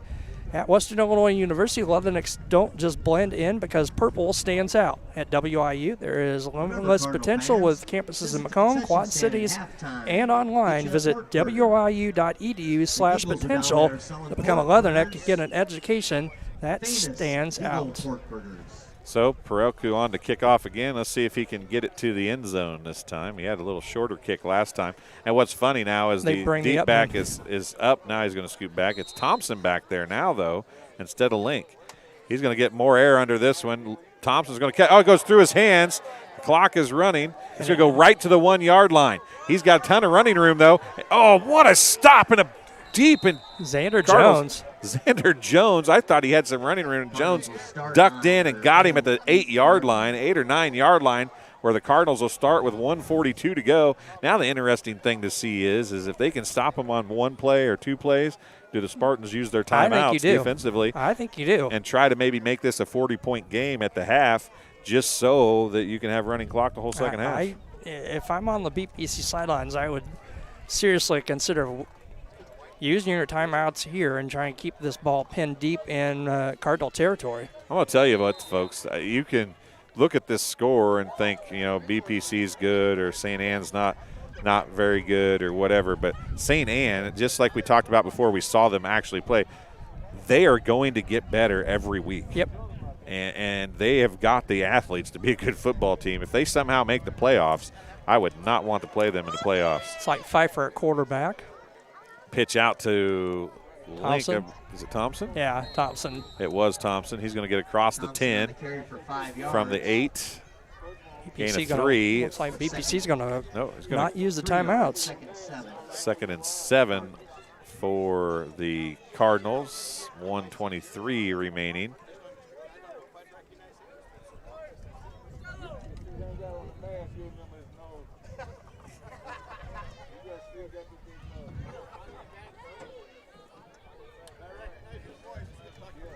And a pitch going to come Thompson near side this time. Talon Love's going to come in and make the stop, and he's going to go for little to no gain.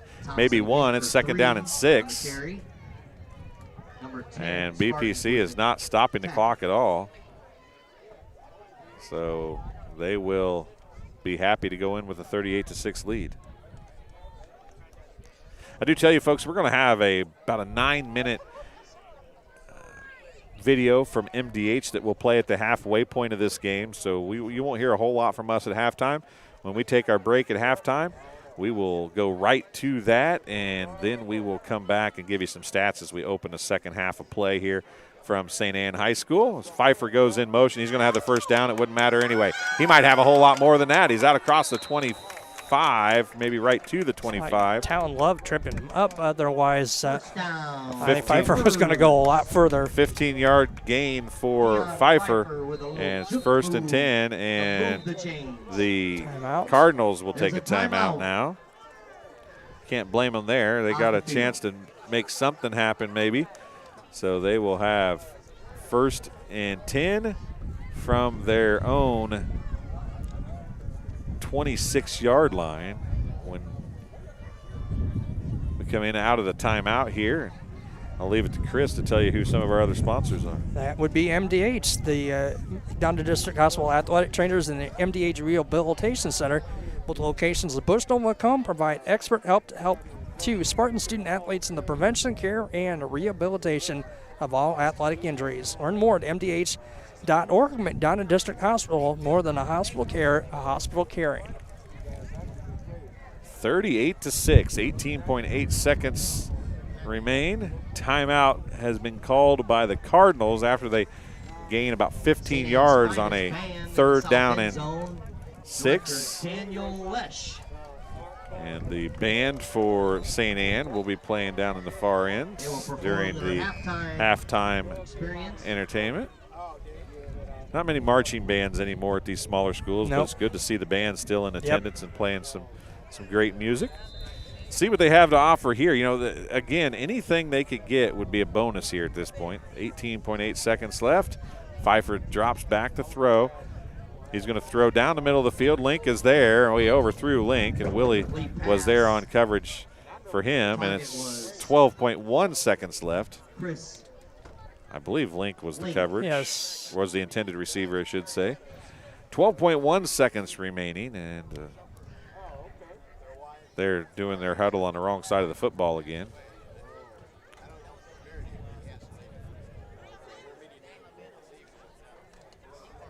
If you knew what their plays meant, you could have known what the play was coming right there. Could. Try it again.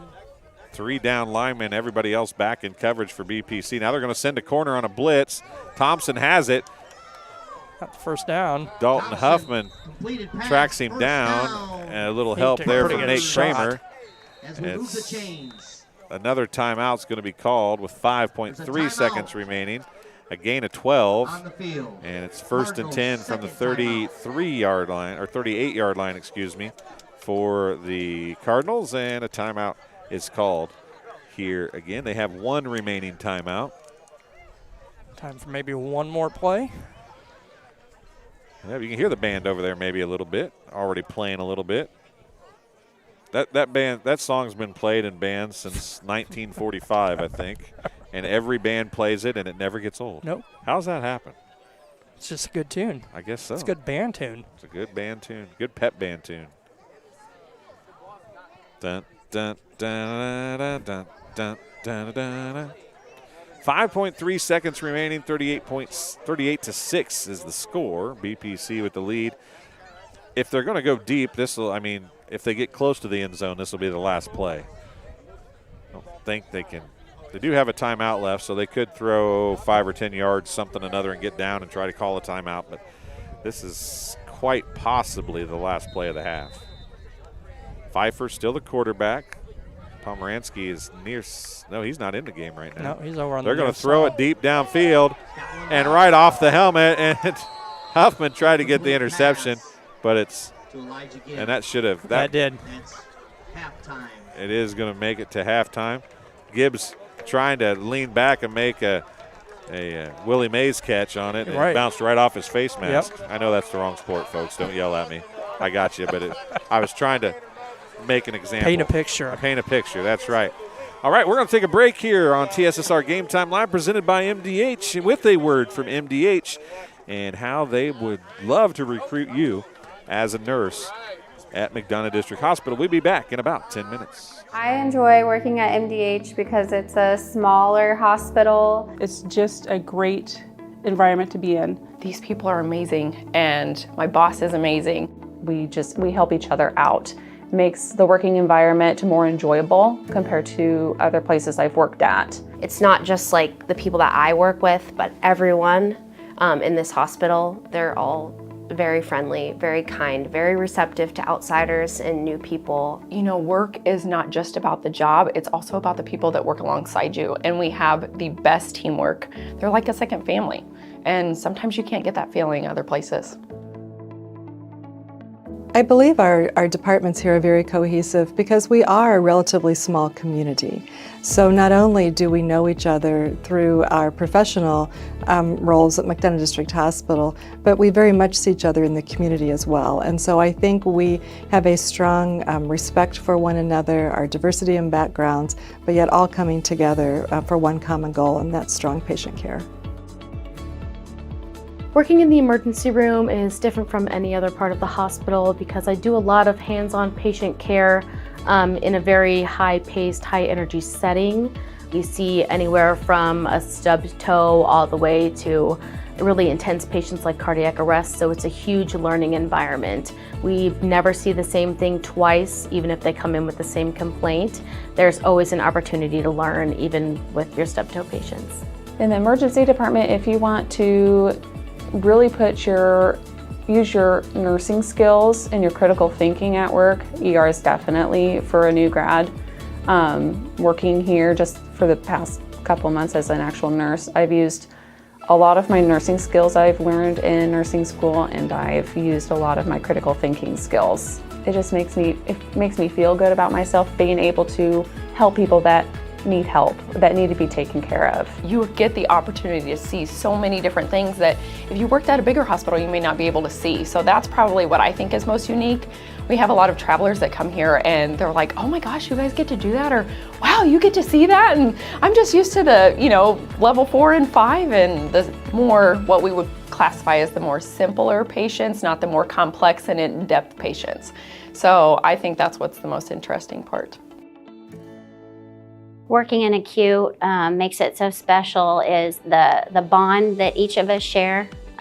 We all have a close-knit bond, especially with the ones that I started working out with when I first became a nurse, and the teamwork is tremendous.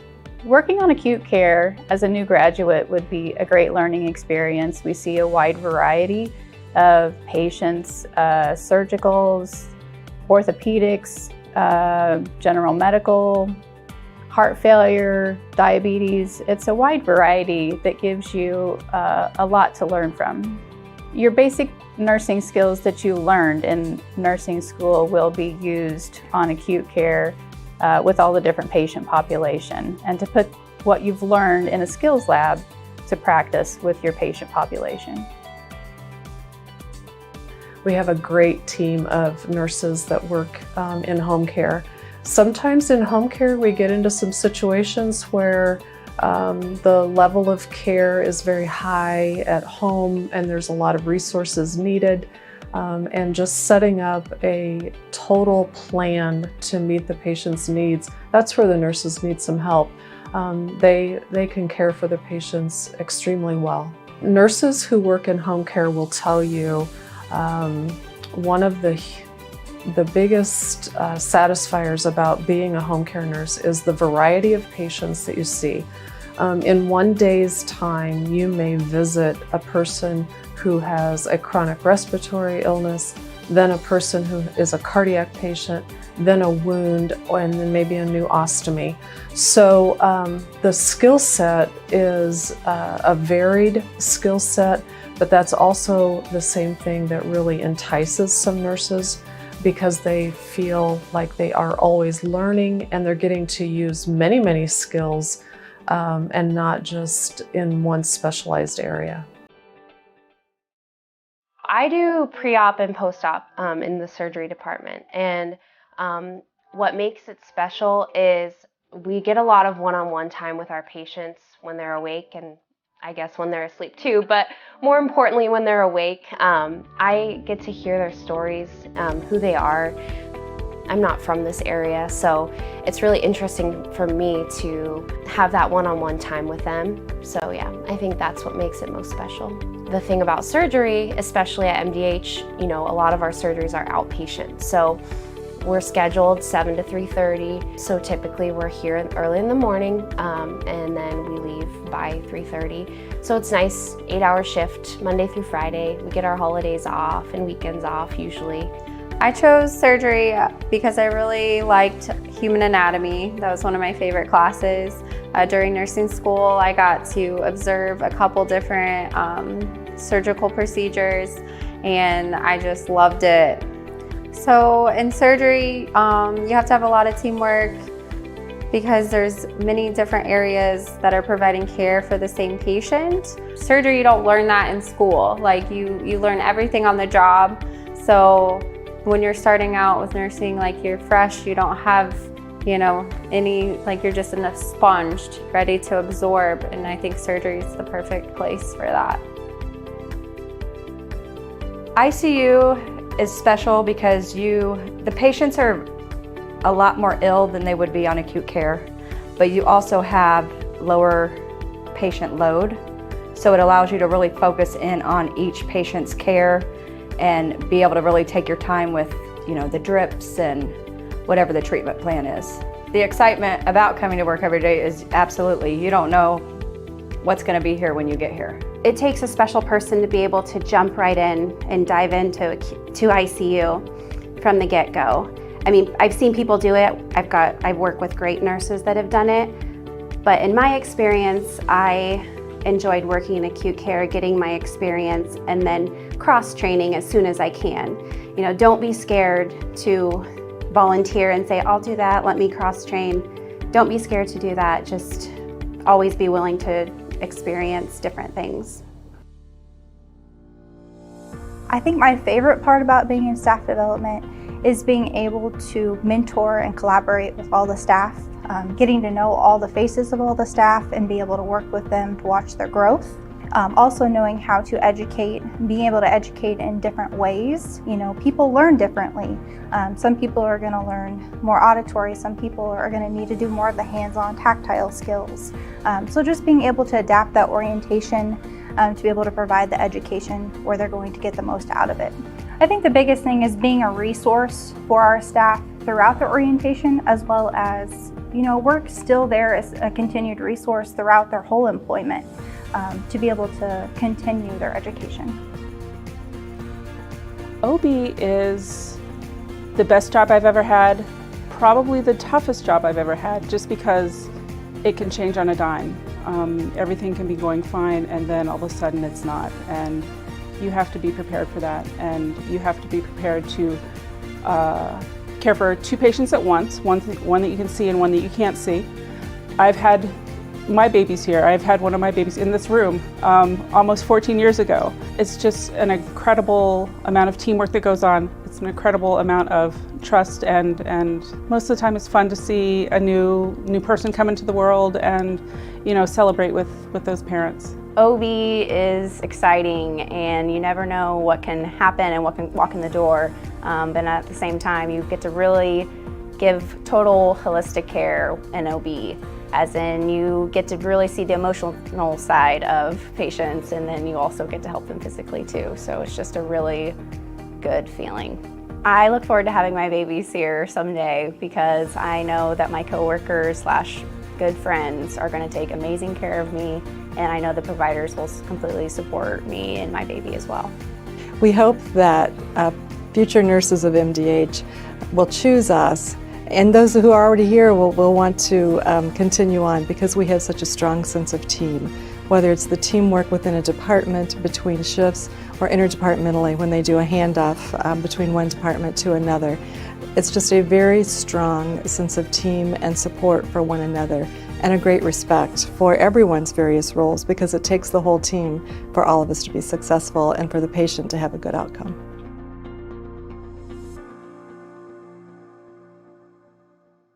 And welcome back to St. Anne High School here in St. Anne, Illinois. Population 1,200, football for the first time in 45 years. I'm Dwayne Hulett, Chris Frankhauser alongside Mallory Rawlings helping us on the camera today. Good first half for BPC. Very good, very good. 8-6, both teams scoring on their first drive, and that's been all BPC ever since. I guess you'd call it the Huffman squared first half. Lane Huffman, 4 touchdowns in a row here at the end of the first half for BPC. Dalton getting the Spartans on the scoreboard with the first touchdown, and just Lane Huffman after that. It's been pretty much Lane Huffman after that. Writing down some of the stats unofficially, I've got Lane Huffman 10 carries, 210 yards, 4 touchdowns in the first half. My math ain't real good, but that's pretty good for half. 21-yard average. Yeah, that's not bad. That's not too shabby. Not horrible. Not horrible. Dalton Huffman 8 carries for 33 and a touchdown. Brock Meekman 4 carries for 29, and Parker Guppy a couple carries for 10 yards. No passing attempts for BPC in the first half, and why would you when you have Lane Huffman in the backfield? I feel like either they were draw plays or they were supposed to be passes, and Huffman just looks at his first read and it drops and goes. Maybe they were just quarterback draws. You know, we could talk to the coaches afterward to find out, but I really felt like they were looking to maybe pass the ball a little bit and didn't get the job done. For the St. Anne Cardinals, I got Quentin Thompson with 6 carries for 10 yards. Chris Link, 7 carries for 26. Grant Pomeranski, 6 carries for 46. Deion Pfeiffer, 2 carries for 18. Pomeranski, 2 of 6 passing for 20 yards and a touchdown. To Pfeiffer, 2 of 4 for 16 yards. Thompson with 3 catches for 26, and Chris Link 1 for 16 as BPC leads it again 38-6. Will be Cardinal football to start the second half. So week number 1 just about in the books. 1 half of football left, and week number 1 on TSSR Game Time Live, presented by MDH coverage of high school football, both IHSA and I8FA. About in the books, Chris, and all of our area teams, excluding one, that played on our coverage won. West Hancock lost. They had a 4th and goal at the 5 with like 4 seconds left. Luke Little was down calling that game from Hayworth. That was paused for an hour and a half because of lightning and severe weather. They went out and finished it, and they nearly got a win at Hayworth. The Macomb Bombers got a 34-0 win in 1 half against LVC. Lightning came, and it was going to lightning for a long time, and both teams just decided to call it over instead of coming back and playing today. 34-0 first half score, and then 56-6 West Prairie Southeastern last night, and just put a thumping on Galva. And I didn't see an Abington score last night, but I didn't either. We will cover all the Abington Avon, A-Town home games. Wyatt Reed's going to be covering those for us. So I have not seen a score on that from last night, but that's where we're at. Minute 30 to go in halftime here, and BPC up 38-6. If they can keep the Cardinals from scoring and they can score a touchdown 2-point conversion, we'll have a running clock. Right? Yes, I believe so. Is my math correct there? I believe so. 8 on 38 is 46. 6 from 46 is 40, right? Yeah. See, I went to Bushnell School. I can do math. I was going to say, did you? I didn't even need to count my fingers. I was going to say, you didn't have to take that your was shoes all off? Right here. You didn't have to in take the your noggin. shoes off to It count? was all right here in the noggin, buddy. I'm way smarter than I look. Chris zipping his lips, not saying a word. I don't blame you. There's no right answer to that statement. 40 seconds remaining, and you look at a game like this, and everybody wants to say, well, what do we need to improve on? BPC, they've, I don't want to say been lucky in some of the past coverages but there's times that the Cardinals had chances to make things work, and just, I think, inexperience did not allow them to take advantage of it. And like you said earlier, this Cardinal team is going to get better each week. And some of the things we've seen today are things you would expect as the season progresses, that they're not going to be making those types of mistakes. Yeah, tripping over each other's feet a little bit. The passes are going to be a little crisper. The routes are going to be a little better. And they're already, on numerous occasions, we've seen them be open and just not been able to quite connect, So if that changes at any point in this season, this team is athletic enough to be tough. I mean, they are not a bad football team. And the 3-minute clock has started for the warm-ups. I forgot we do that still. So 3-minute warm-up time is on as BPC has found its way out. So neither team, it's kind of nice, neither team has to walk too far. There's a red building on the far side where BPC is able to get ready, and then the near side, nice locker room, is where the Cardinals are able to get ready.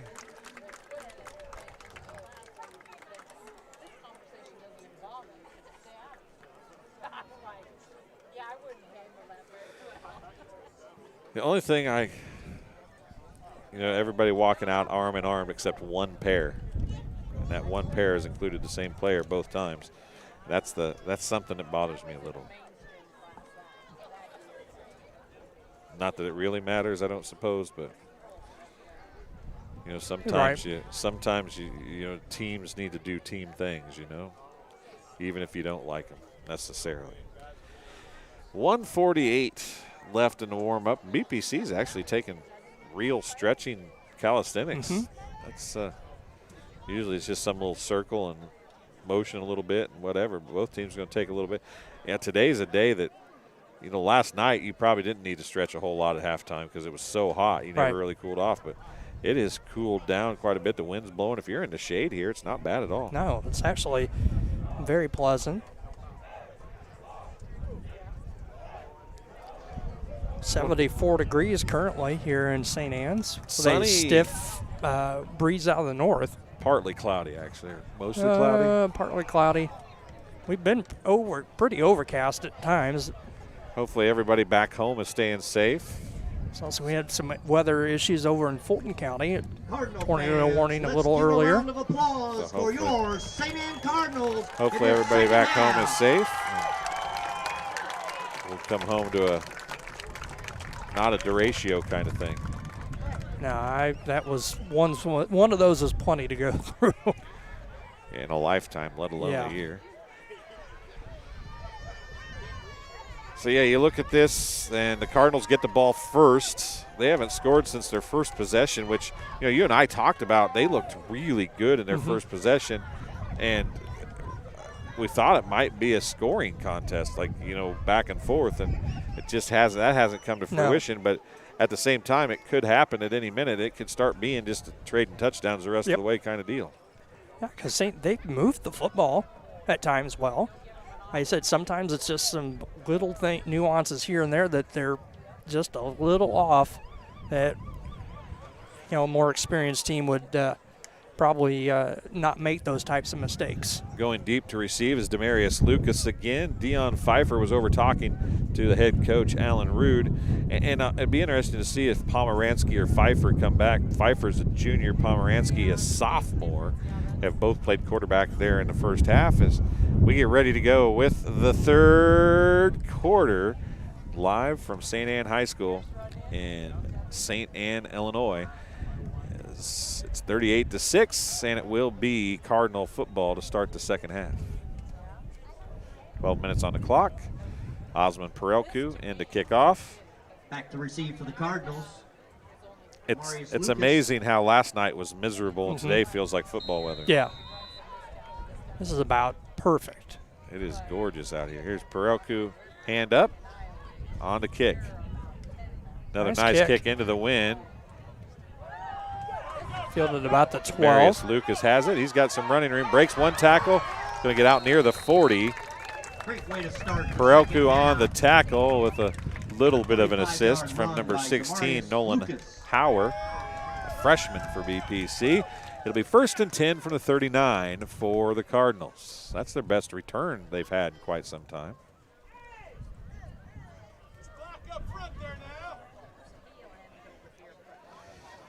I think it's going to be the 39.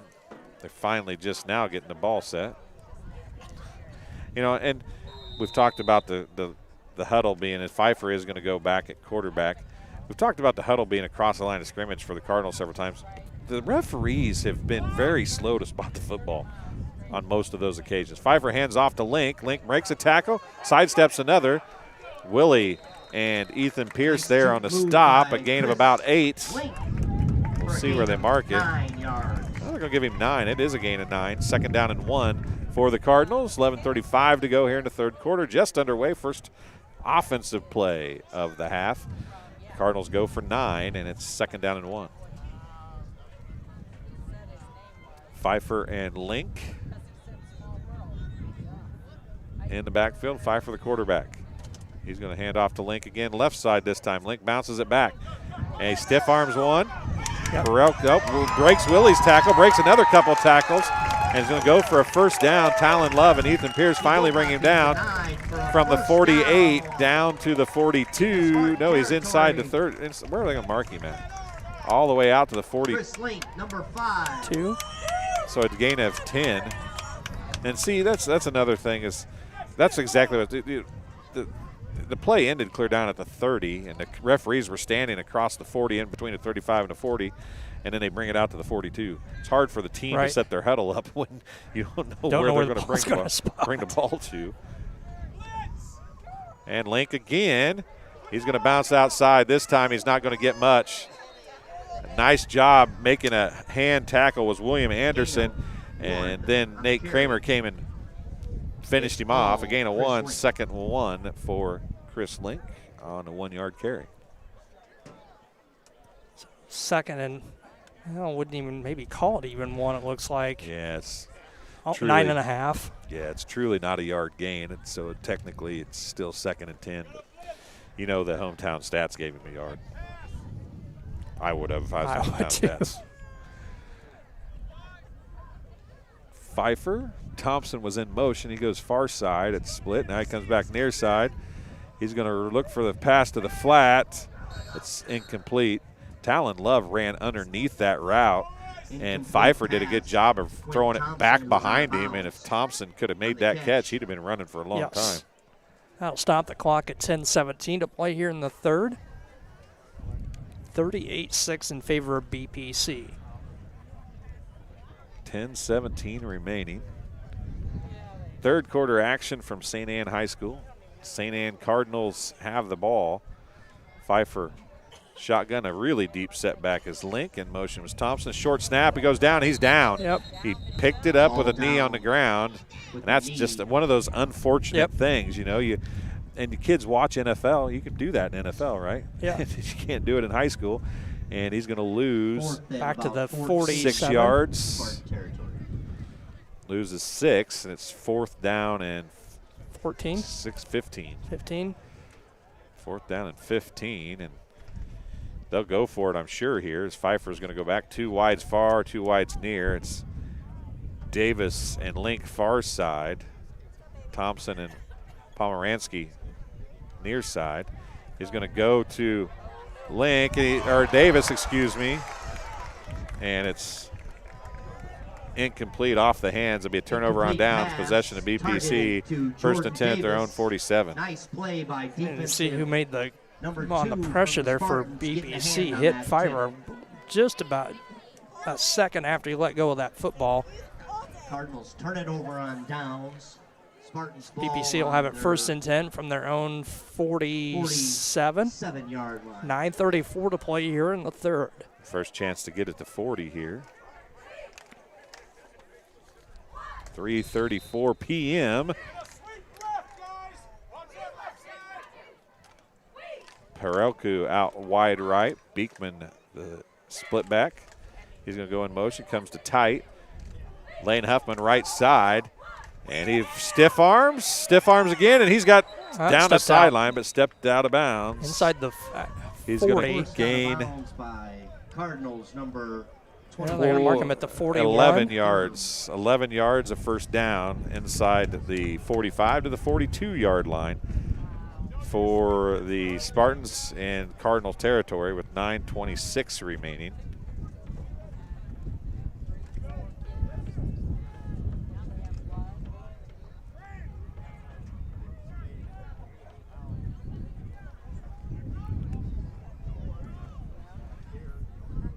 Huffman from the shotgun this time. Lane Huffman to his right. He's going to get the inside handoff, bounce it up the field, and he trips. As nice play, 74. That's Malik Gibbs-Bay on the tackle. No gain. It's 2nd down and 10. Clock just short of 9 minutes to play in the third. That wasn't a first down, was it? They didn't change. Oh, now they're changing it down. Yeah, I was going to say, now that was They had first me down. all discombobulated. I was like, wait a second. He didn't need to get. I saw him get to the down marker. I was like, well, that's the. Huffman's going to be on the quarterback keeper this time, and I don't know who was supposed to be blocking him. I think it was Guppy, but Pfeiffer made the stop because whoever should have been out there blocking him just ran right by him and didn't block him. And Huffman ran, following the blocker, just ran right into him because the blocker never blocked him. So a gain of 1. 3rd and 9 for BPC.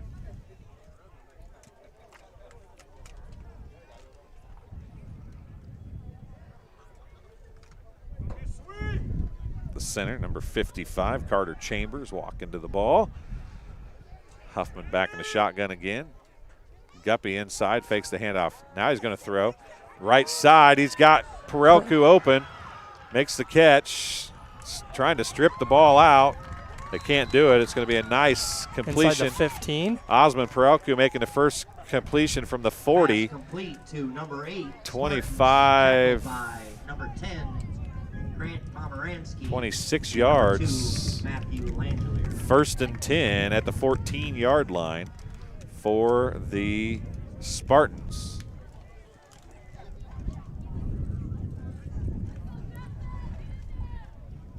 First live chat's open, folks. Hop in there. Let us know where you're watching from, who you're cheering for.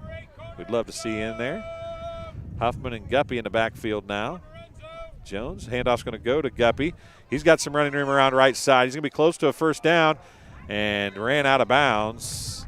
Tackle forced out of bounds by Grant Pomeranski. He's inside the 10. Inside the 5. I thought, but I don't. Yeah, they are. He gets a gain of 10 then. Make it a gain of 12, a gain of 12. He's at the 14. He's down to the 2, I think. I don't know. No, he's just down inside the 5. So we'll call it the 4. We'll call it a gain of 10. Yeah.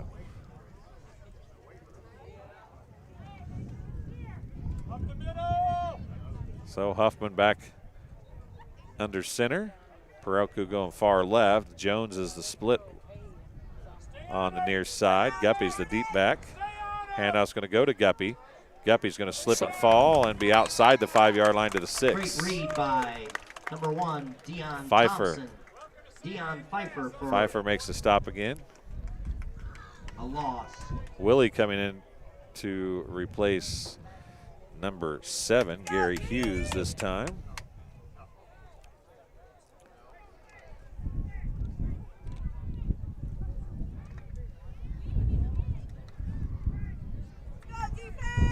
Try it again here. 2nd down and goal just outside the 5 for BPC. It's going to be a quarterback keeper. And again, Huffman just breaks a tackle, breaks another tackle, goes for the end zone, and he's in. A 5-yard touchdown run for the Spartans and Dalton Huffman. And BPC a chance to get it to 40 here.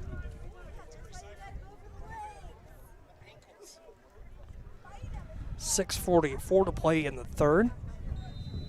You know, we've seen a couple Spartans kind of what you might call really truck a couple Cardinals, and I think it's the Cardinals are not on the balls with their feet, they're on their heels. Right. And if you're on your heels, it's a lot easier to get ran over, and you don't have your weight pushing forward. And here's Huffman going to hand off to Jones. Jones is going to cut around the corner, and he's not going to get in.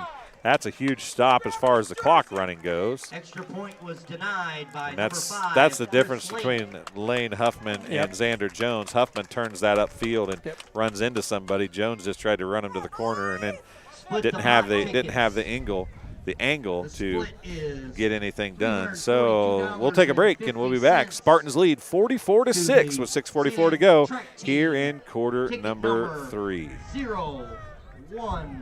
There's been a lot of rewarding parts working at McDonough District Hospital. I've had patients come to me that maybe have not had care in the community, care available. So with the addition of nurse practitioners lately, we've been able to add more care, and that's very rewarding to me. My hope is that when the patients leave at the end of an appointment, they leave and they definitely feel like they've been listened to, and they feel like their needs have been met, their cares have been met, and that they're going to get the proper treatment that they deserve from me as a provider.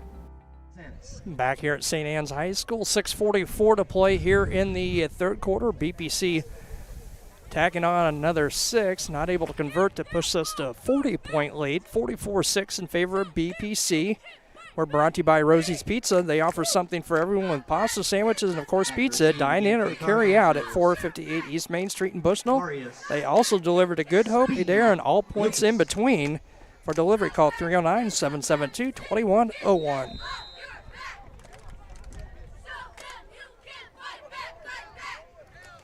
Osmond Perelku on to kick off again. 6:44 to go in the 3rd quarter. High, shorter kick this time. Upback's going to take it at the 25. They run over each other, and that's going to be it. 21. Little confusion on the catch. received by Corey White. Corey Wyatt. Corey Wyatt on the reception, and Demarius Lucas and him ran right over him Yep. trying to get to the ball. Cardinals will start on their own 31-yard line.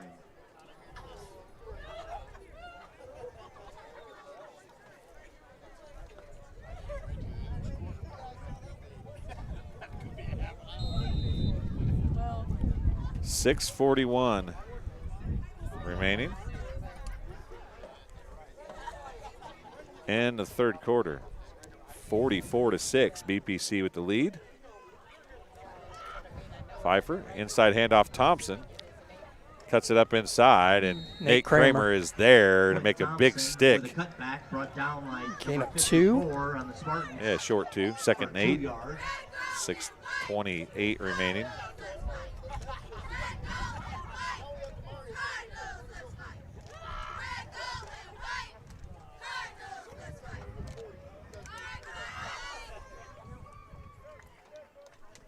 Clock running, 6:10 to play here in the third.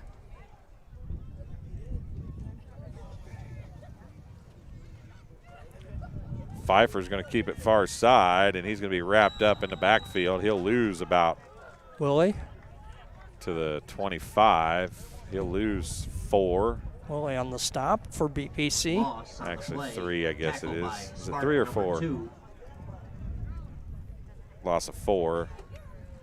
No, they said he was at the 28, so he's at the 25 now. So loss of 3. Third down and 12 or 11, give or take a half a yard. Wide's 2 near and far. Got Link, and Link's got a ton of running room, and only Guppy over there to stop him. Now Willie's going to try to stop him. Link's going to cut back, and Link's going to go the distance. Touchdown, St. Anne, and the Cardinals score from 75 yards. A 75-yard touchdown pass from Pfeiffer to Link. And the Cardinals are back on the scoreboard after their initial possession of the game. It's the first time they've scored since. And the Cardinals have livened the crowd back up a little bit here. Score coming at 5:12 to play.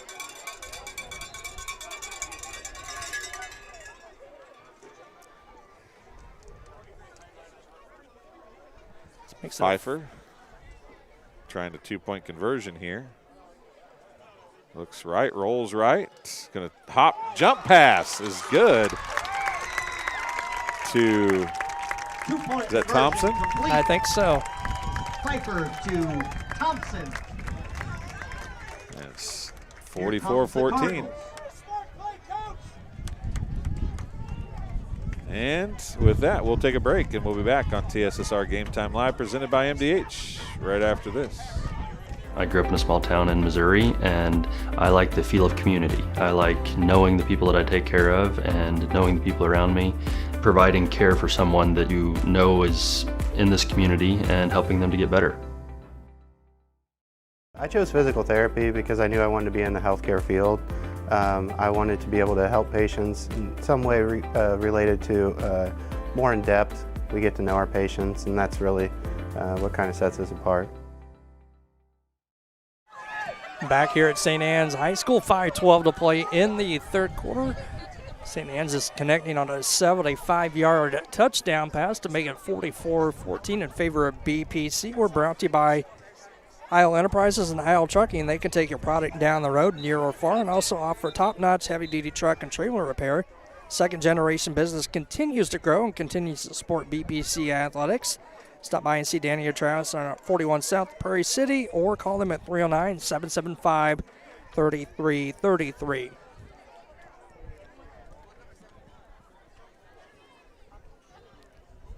So 44-14, and that missed 2-point conversion means a whole lot more now. Yes. Not to, I mean, it would be a miracle for the Cardinals to get back in this ball game. And now we're going to be here for a lot longer. I'll play a couple quick scores here. 5:12 to play. Beekman and Perelku back for BPC. Guppy goes down and grabs that one. Covered on Spartans at their 36-yard line. Be first and 10 BPC at their 36-yard line. 5:10 remaining. We see Talon Love at quarterback now for BPC. Come on, Cardinal fans, let's get this defense going. So Talon Love, who we thought we might see at quarterback some, is in now. Lane Huffman's back in the game. Osmond Peroku becoming a point of emphasis now. Love dropped the snap, gives it off to Lane Huffman. He's going to cut it up, and they're going to get Willie for the hold, I do believe. And Huffman could have got a kick there. Pretty sure Willie's going to get called for the hold. Brought down by Pomeranski, number 10. If that's the case, he'll get a credit for a 8-yard run. They have a holding, Pierce. Or a 9-yard run. A 9-yard run, a 10-yard penalty. That'll put Huffman at 230 yards on 13 carries. Spot foul. Okay, they did mark it farther back, down. so an 8-yard run. Spartans. 9's good enough. That's why I always use pencil. 12.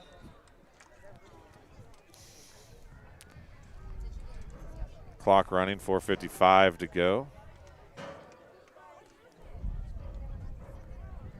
Love under center, hand off to Beekman. Nice block out there by Lane Huffman. Beekman rounds the corner. He'll be close to a first down. He might have it. Looks like from here. From the 34 yep. out to the 48. Number 9, Juice. Win. He's out to the 49. Got it. 15-yard gain and a first down for BPC. But he was out of bounds, so the clock is stopped with 4:42 remaining.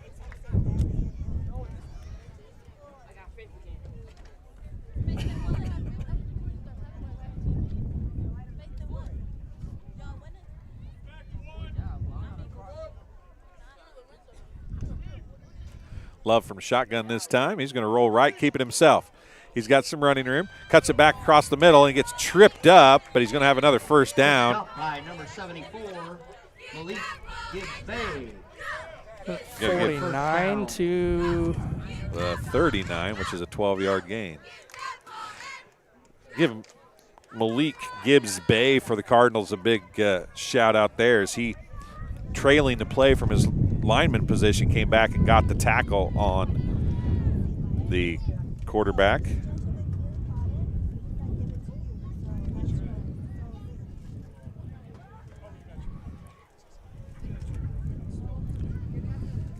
Love, hand off to Guppy. Guppy up the middle. He's going to have close to a first down. They're going to pull him back, though, just as he got to the 30 or close to it. They'll call it the 31. A gain of 8, second down and 2. Chris Link, short of the first down marker. Second down and 2, 3:50 to go here in the third quarter.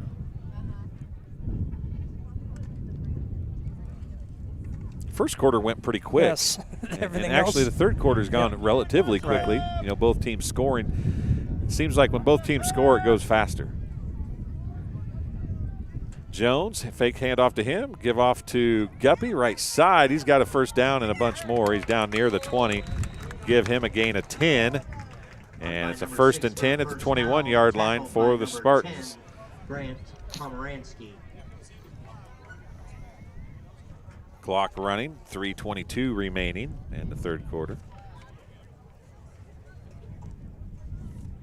Pfeiffer, who has played a lot of defense, is not playing defense here. Right. In this, at least this possession. Some subs in the game for both sides, I do believe. Guppy, the setback beside Love. Jones and Perelku in. Love's going to keep it. Left side.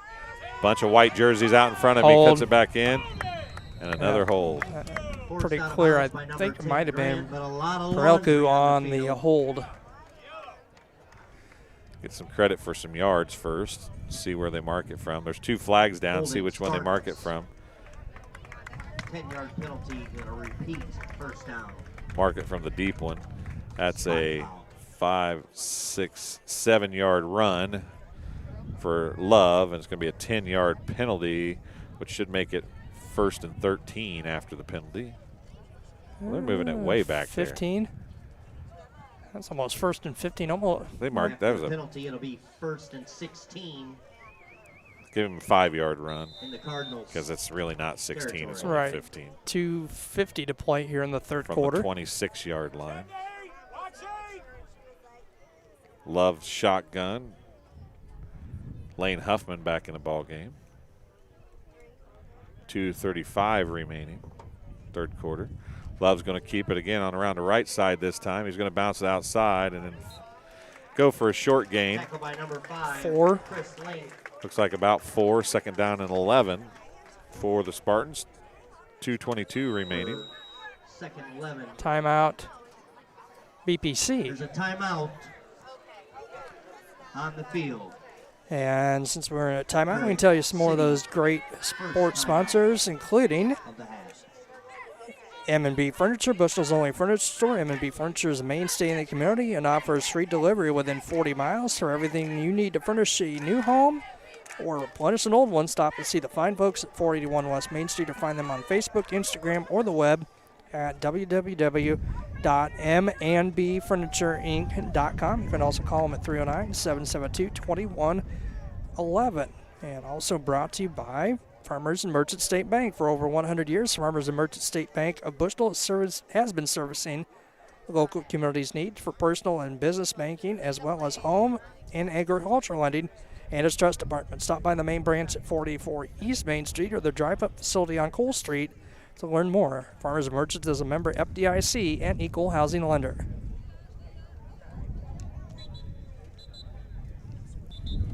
.219 to play. Third quarter, BPC will have it 2nd and about 11. Ball at the Cardinal 31. Get loud, Cardinal fans. 2nd down and 11. It's been a good drive for BPC. A couple penalties has slowed it down a little bit, but they've been able to overcome it. Love back in the shotgun. Lane Huffman to his left. Handoff's going to go to Huffman right side on the counter. He's going to try to cut it back up, and he's going to get very little gain. One of the few times he's been stopped short. 3rd down and 9 after a 2-yard gain. Marius Speed Lucas. Marius Lucas on the stop, and it's 3rd and 9 for BPC. 2 minutes remaining in the third quarter.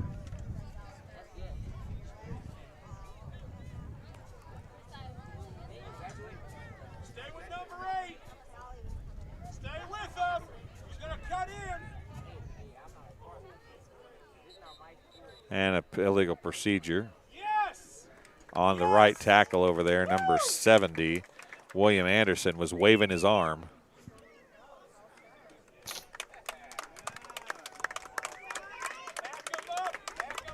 So make it a 3rd and 14 now.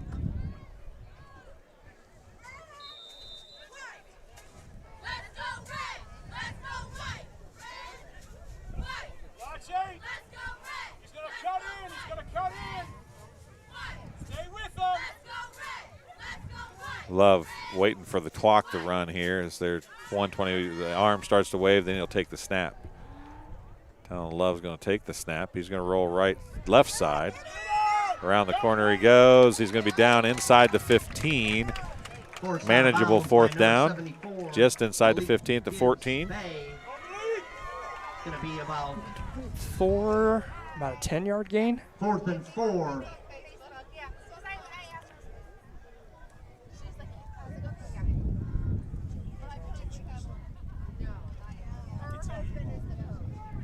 .110 to play.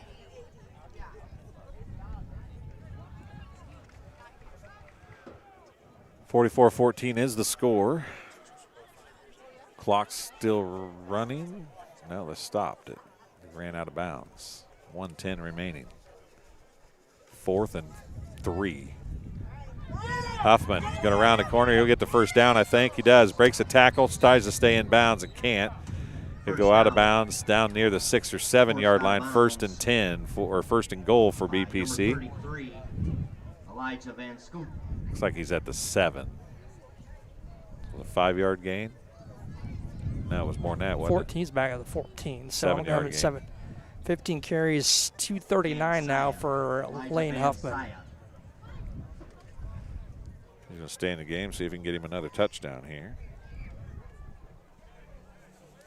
Spartans leading by 30, 44-14. So Guppy in the backfield for BPC with Love. So Huffman left the game. They'll let as much time run off as they can again. Approaching 1 minute. I don't know why they're Love's going to keep it, Touchdown. and in for the touchdown is Talon Love. 7-yard run.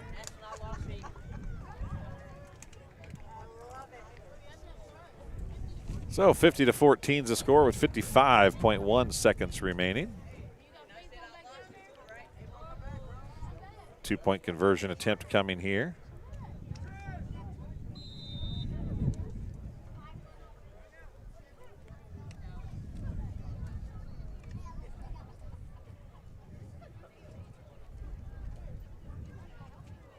Kramer at center. Talon Love back at quarterback. Guppy the set back to his left in shotgun formation. Fake handoff, throws left-handed to Jones. Jones going to turn it upfield, and he'll get the 2-point pass is good from Love to Jones, and the Spartans to number 4. up 52-14, where we found ourselves just a little bit ago. Well, not the same score, but the same point Right. differential. 55.1 seconds to go in the third quarter. We'll take a break, and we'll be back on TSSR Game Time Live, presented by MDH. At Western Illinois University, leathernecks don't just blend in. Our purple stands out. Our students are innovative, creative, and resilient. At WIU, there's limitless potential, with campuses in Macomb, the Quad Cities, and online. Visit wiu.edu/potential to become a leatherneck and get an education that stands out. Back here at St. Anne High School, 55.1 seconds to play in the third quarter, 52-14 in favor of BPC. And proud to bring you BPC Sports is King Family Chiropractic with locations in Bushnell, Macomb. They support BPC athletics. They offer office hours in Macomb Monday, Wednesday, and Friday, in Bushnell Tuesday, Thursday, and Friday. To set an appointment, call 309-837-MyDC. They also perform IDOT and CDL physicals for just $85. Paroku's kick, taking it to 25. Wyatt's going to break a couple tackles. And he's going to be a touchdown saving tackle by number 26, Landon Chambers. And a flag is going to come down, and that might be against the Cardinals for celebrating, maybe. Nice run by Ja'Cory Wyatt, but a little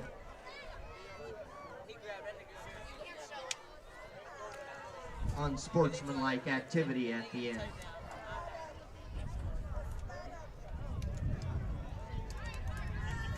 Unsportsmanlike against the Cardinals. That'd be a 15-yard penalty, so they'll take it from the 35 of the Spartans back to midfield at the 50. I didn't see what happened for sure. Might have been what was said, not what was done. 42.6 seconds left, and the Cardinals have it at midfield.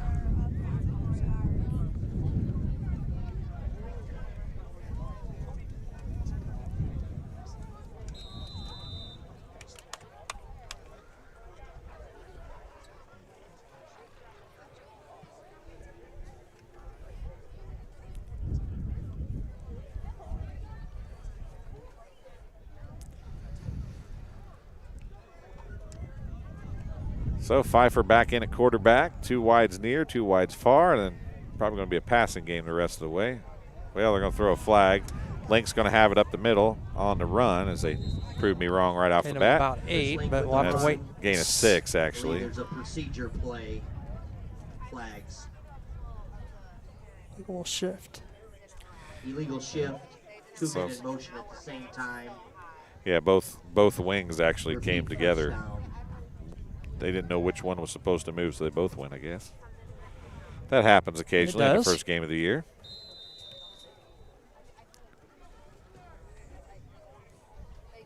Clock running, 35 seconds remaining here in the third quarter. Thompson, the near side slot. Link is the far side. Pomeranski wide out near. There comes, the ball's on the ground. Spartans with a chance to get on it. They can't, though. Pfeiffer's going to come up with it, or Thompson. 7, Gary Hughes on the blitz. Pfeiffer got hurt as his own player. Thompson came diving back for the football, and he's got a cramp maybe. Maybe it's just a cramp. Maybe it's just a cramp. He's trying to get help up, and the way both legs are working there, I would say it's probably a cramp. He'll have to leave the field. They've been lucky they haven't had days like last night, but he's going to right over to the water barrel he goes. Getting something to drink. Clock running, and that'll end the third quarter. Spartans lead 52-14. Nearly had a turnover there, but a second down and a whole bunch for the Cardinals. When we come back with the final quarter of action, Spartans lead 52-14 from St. Anne High School in St. Anne, Illinois. Since 1958, McDonough District Hospital has proudly served the residents of West Central Illinois. We've built new facilities, hired highly trained, experienced, and caring medical staff members, and expanded our service offerings to meet your healthcare needs, all while providing the best possible patient experience. Let us show you why McDonough District Hospital is your community healthcare partner, growing our legacy one patient at a time. Welcome back here as we're just about ready to get the fourth quarter underway from St. Anne High School here on TSSR Game Time Live, presented by MDH. We're also brought to you by Raritan State Bank. Bushnell branch, located at 360 South Green Street in Bushnell, offers full-service banking and loan services for all your banking needs. Come visit the bank, a friendly service, or call them at 309-772-2345. Good luck, Spartans. Bushnell Banking Center is an equal housing lender and member FDIC.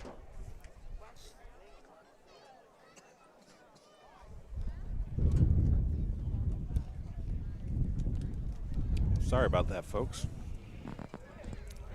So starting the fourth quarter. Second 19 for the Cardinals after the fumble snap there. Actually a penalty for an illegal shift and then a fumble snap. Right. Results in 9 yards lost.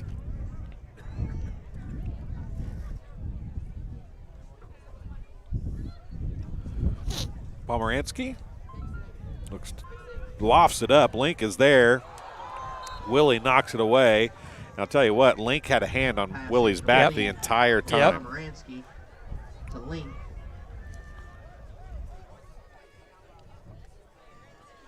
I'll stop it with 11:54 to play.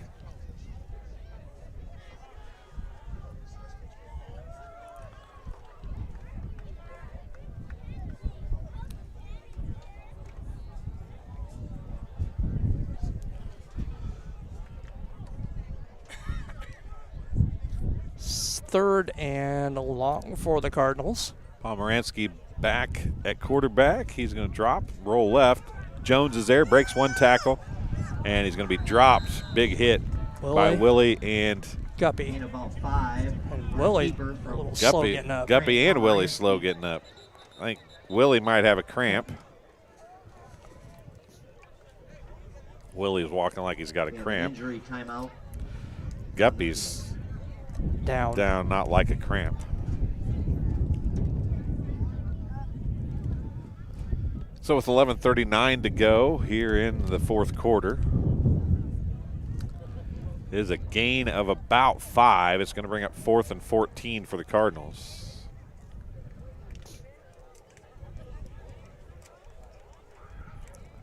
Guppy is rolled over, back on his feet, and he's going to walk off under his own power. Maybe got the wind knocked out of him.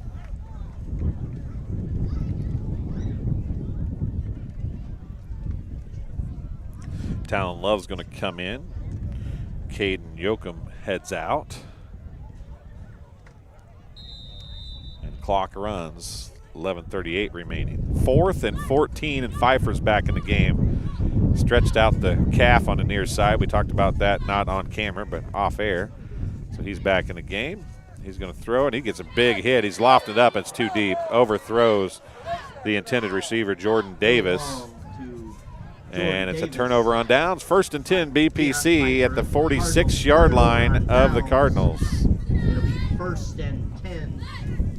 Wind is really picking up. Yes, it has. 46-yard line. Wind is really picking up now.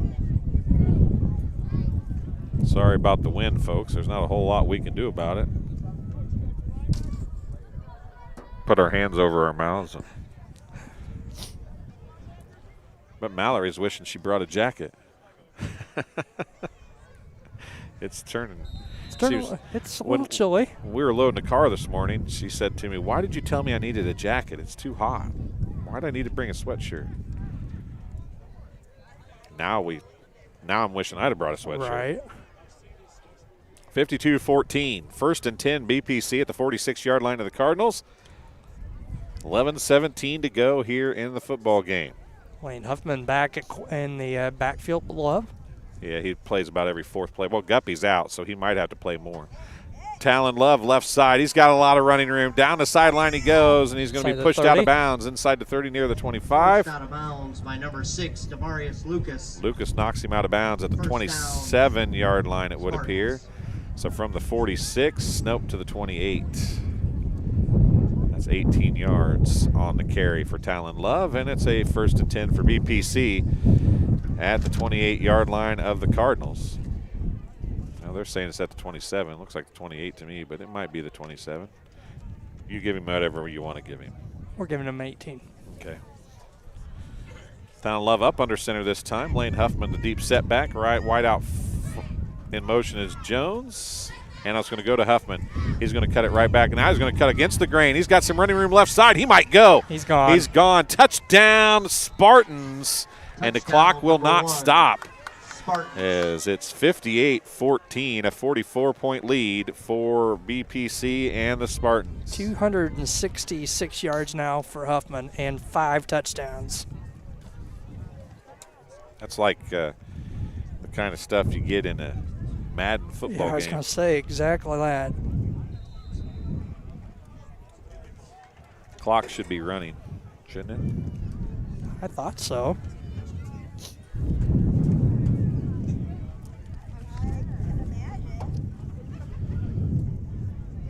And Love going to take the snap, roll left side. There's a whole lot of white jerseys out there. And he gets across the goal line and kind of let up at the last second, maybe a little sooner than he should have. He gets the 2-point conversion to run. Good. And Spartans lead 60-14. The clock will not stop for the remainder of the game. Clock will remain the rest of the game, as they said, and we'll be back after this on TSSR Game Time Live, presented by MDH. My experience with McDonough District Hospital was amazing. I have a lot of allergies, complicated by nasal problems. And the procedure I had is Vive Air. Dr. Sparks was incredible. The Vive Air procedure is a radiofrequency ablation procedure. She no longer has to do any medications to breathe, so she gets much more restful night's sleep. And a short little office procedure, and have somebody that feels like it's totally changed their life means the world. It's a permanent improvement on the quality of your life. Back here at St. Anne High School, 11 minutes to play. BPC now up 60-14, so we will have running clock the remainder of this contest. We're brought to you by our pre- and post-game show sponsor, JoJo's Gaming Parlor. They offer the best gaming experience in the McDonough County area. Stop in for a cold drink and a chance to take home a nice wad of cash while you're at it. Also on game nights, check out the TSSR Game Time Live presented by MDH Events live on the big screen. Come join your friends at JoJo's, 776 North Cole Street in Bushnell, and cheer the Spartans on to victory. Osmond Perelku's kick deep and into the end zone, landed inside the 3-yard line, and it's a touchback. Still running, blowing away. The clock should actually be running right now. Start the clock. Start the clock. Even though it didn't get touched, the ball's in play. Yep. It should be running right now.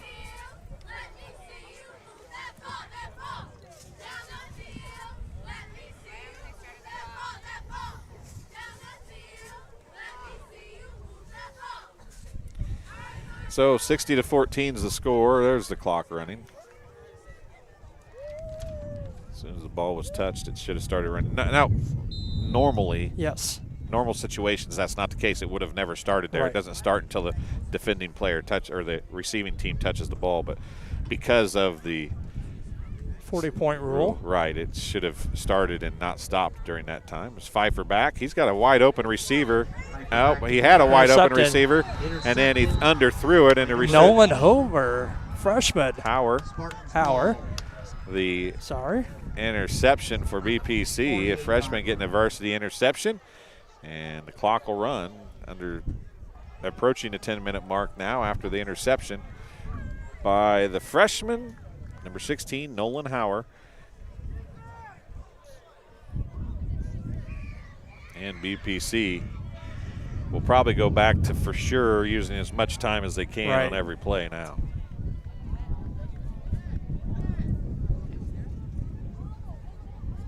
A couple subs coming in. Matthew Langelier coming in for the Cardinals.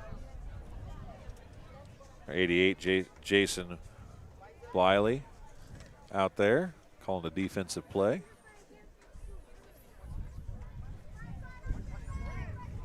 Blaley maybe. Love the quarterback. Give the handoff to the 26 tackle, or the running back, number 26, Landon Chambers, the junior. Go for a little to no gain here. So they're going to give him no gain. 2nd down and 10.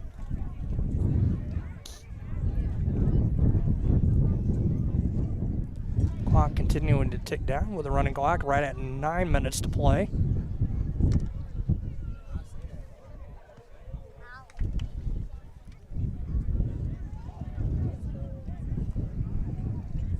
Gary Hughes in there as well. Also Mark Schmidt, Jr., near side wide out. In motion goes Guppy, who's back in the game. He's going to take the handoff. He'll go around the left side. He'll go for positive yards anyway. 3 or 4. Stuffed by number 2. Actually, just 3. 2nd down and 7. 3rd down and 7, excuse me. As we should be below 8 minutes before this plays ran. 3rd and 7.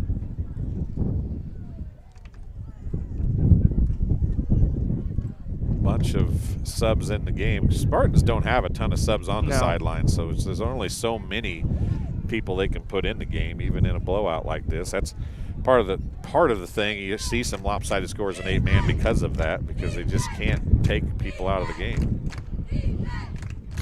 And again, they're waiting for the arm to start waving. Fakes a handoff.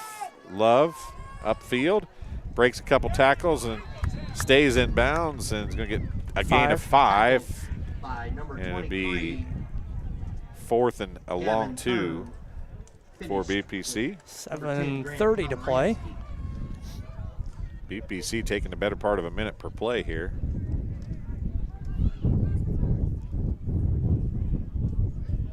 Nate Kramer leaves the ball game. In at nose guard for the Cardinals, number 57. Another change at Mason quarterback. Yeah, it looks like Hauer is coming in at quarterback maybe for BPC. He is. This might be pretty close to getting this, having a hard time getting this play I was off gonna here. say we might be getting close to delay a game. Here we go. Yep.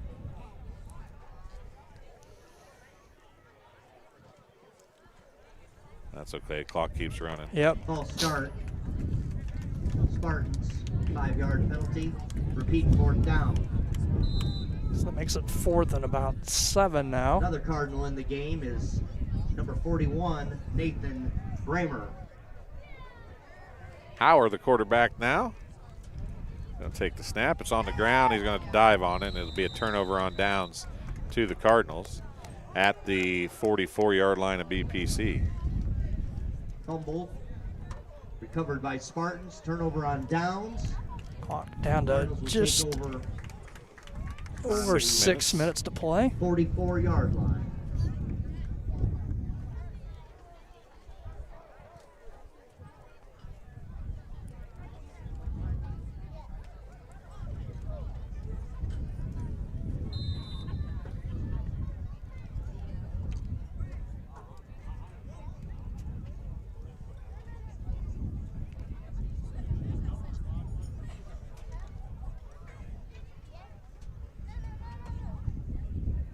Still Pfeiffer at quarterback, I do believe. It is. He bobbled a snap, picks it up,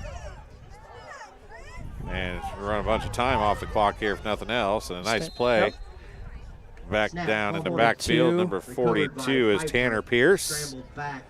He's going to lose 8 or 9. Yeah, I gave him a loss of 8. He's on the plus side of the 25 or 35, so we'll give him a loss of 8. Second down and 18. Under 5 minutes to go now.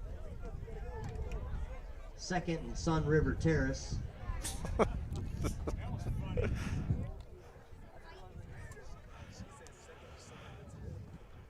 Link on the far side carry. He's got some running room, and he might go. He's going to outrun everybody. A 35 or 70, 65-yard touchdown run. 65-yard touchdown run for Chris Link.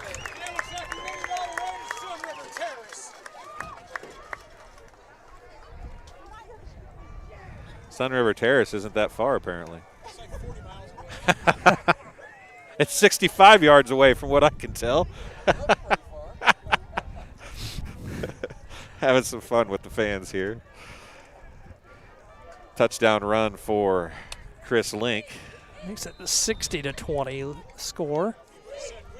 Now they stopped the clock, and that should not have stopped.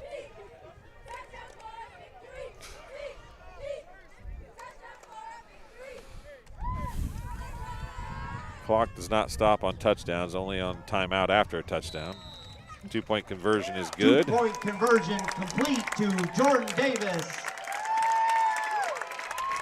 Birds are back on the board.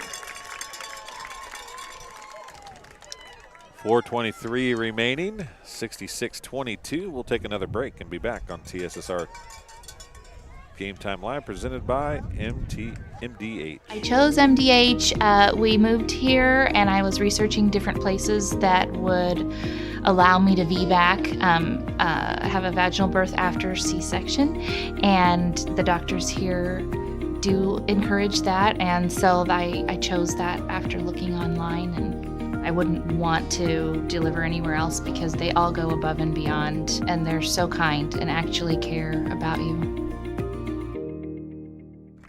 Back here at St. Anne's High School, 60-22 in favor of BPC. We're brought to you by Sports Corner at 124, Macomb's local original sports bar. Sports Corner 124 with a focus on local sports. Catch WI games and all the TSSR Game Time live broadcasts at Sports Corner at 124, all while enjoying your favorite cold drink and some of the best food in West Central Illinois. Stop in and say hi at 124 North Randolph Street in Macomb. So on the kick, going to be number 27, who I don't even have on the roster. Is that 27 or 23? Looks like maybe 23. If it's 23, it's Gavin Thrim. We'll try the onside kick. And they got on it. Onside kick recovered by the Cardinals.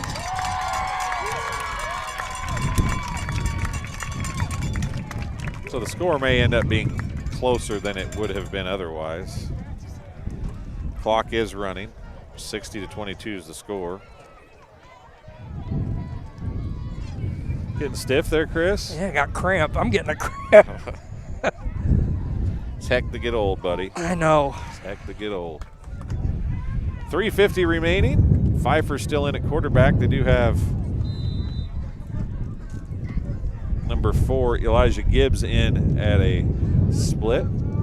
Pfeiffer rolls right, throws downfield. He's wide open and incomplete. Overthrew Jordan Davis. Pass incomplete. You know, on one hand, I sit here and I think you got all these players. Your other team has put all their subs in. Why are you still playing your starters? And then on the other hand, you haven't played football in 45 years. Right. You know what I'm saying? Yes. So your kids need all the reps they can get. It's like Pfeiffer's still maybe battling some cramping issues out there as we're down 3 minutes to go here. Short pass. Curtis Link going to have another touchdown, 46 yards. Touchdown Bears!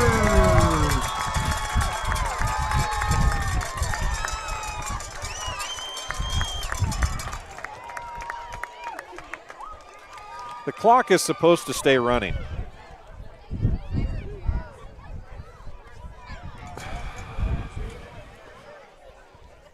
(60-28).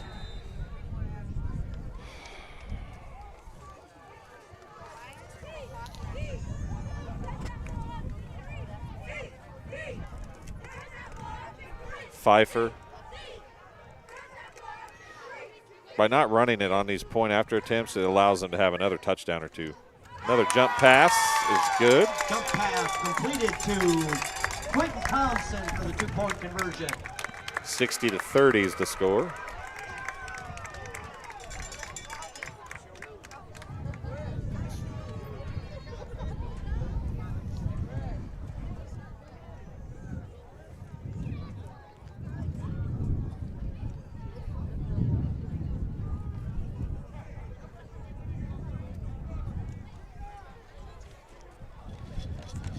So we've got 2:44 remaining. BPC, unless the Cardinals use their timeouts, as long as BPC fields the ball, they should be able to pretty much run the clock out here. We would hope. As long as they hold on to the football and use as much time as they can, they should pretty much run the clock out.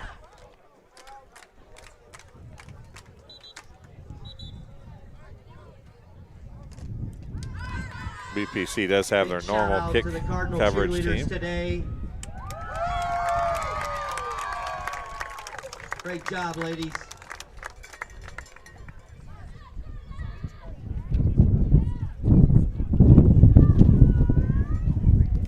They surely will not kick another onside kick, will they?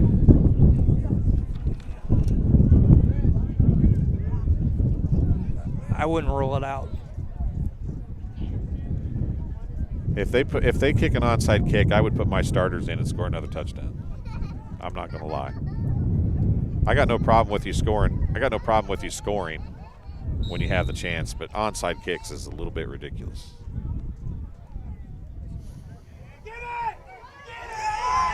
Hang on it. I think we got it.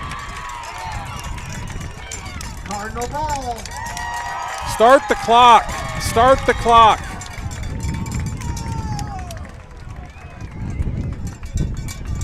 It's running now. Should have never stopped for the scores, though, either. And the Spartans have put their starting defense back in.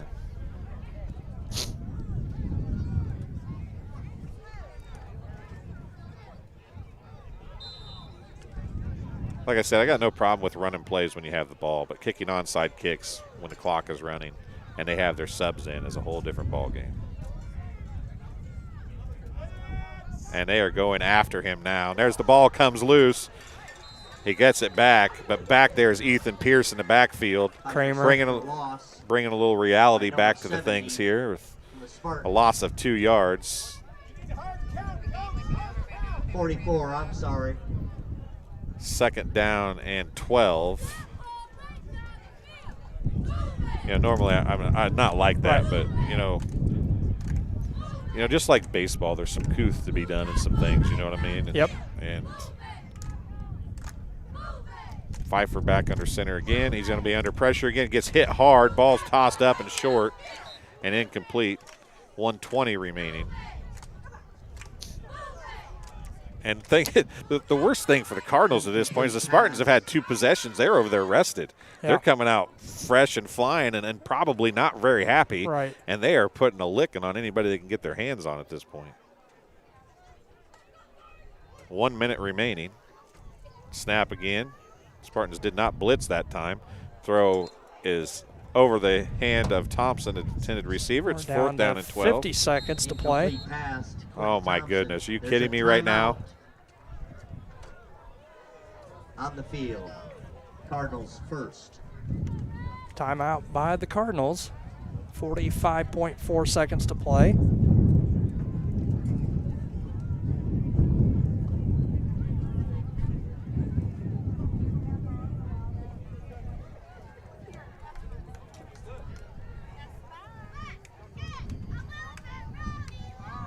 (60-30) is the score. Oh, I still have the touchdown thing up there. I apologize, folks. It didn't go off when I hit it earlier. Try it again here.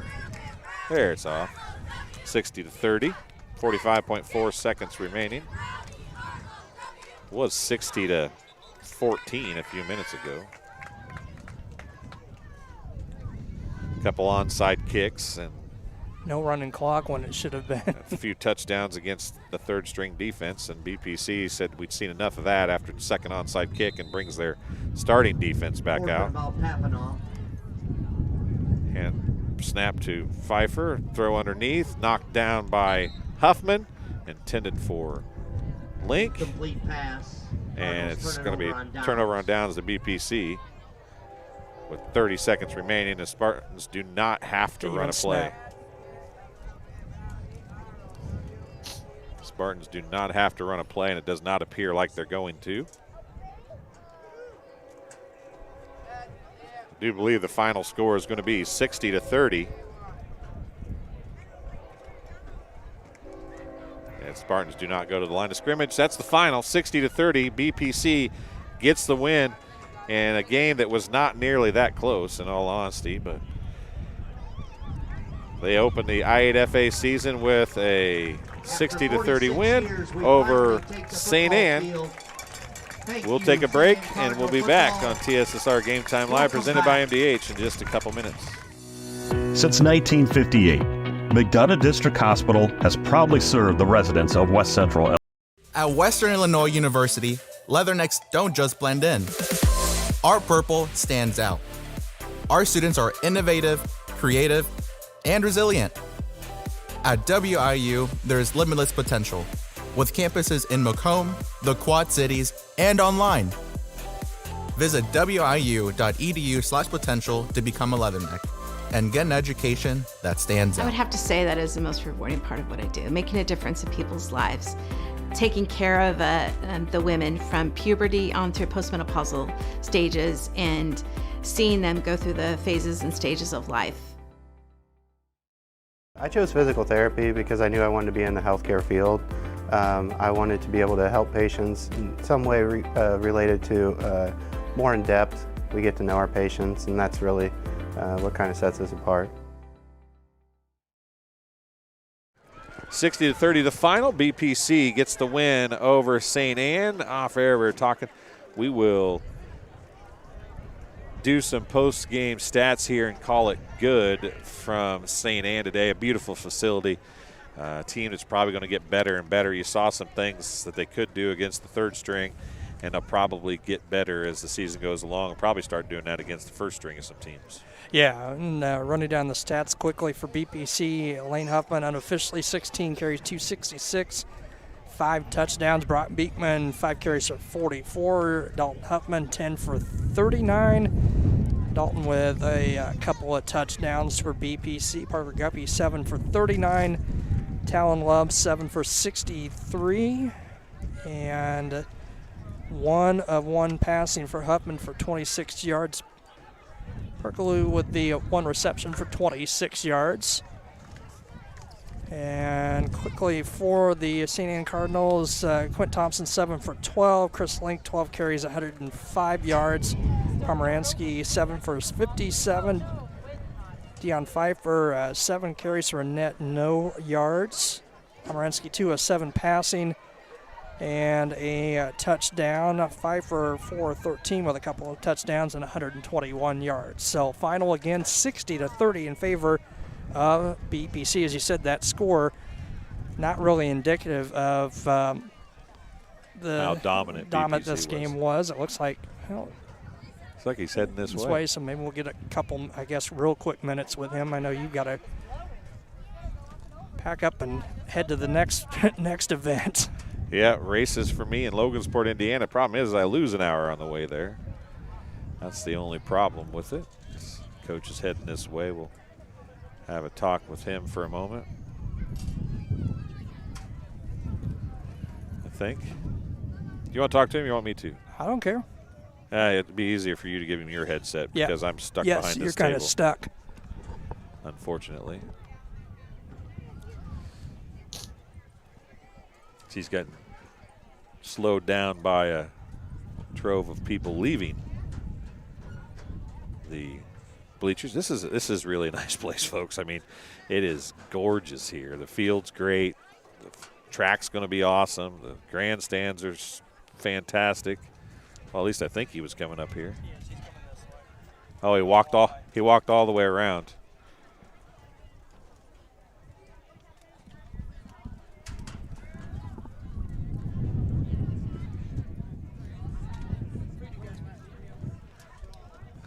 Well, Coach, put that headset on, and we'll have a brief conversation here.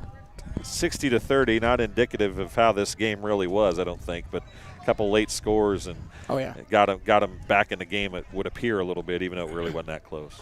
Yeah, we had the varsity out there the first half. Second half rolled around. We want to try to get the JV guys worked in.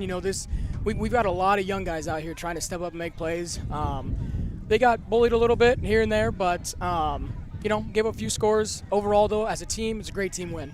I think everybody came into this season knowing Huffman and Huffman were going to be key parts for you guys. Absolutely. Lane is absolutely the real deal, isn't he? Oh, yes, absolutely. I told him before this, I'm like, hey, if you're not getting 25 carries a game, then we're doing something wrong. So I'll make sure I'm feeding him the ball all the time. Told him he's going to be a workhorse. He's not playing on defense. I'm like, you better work your butt off on offense. So let's see.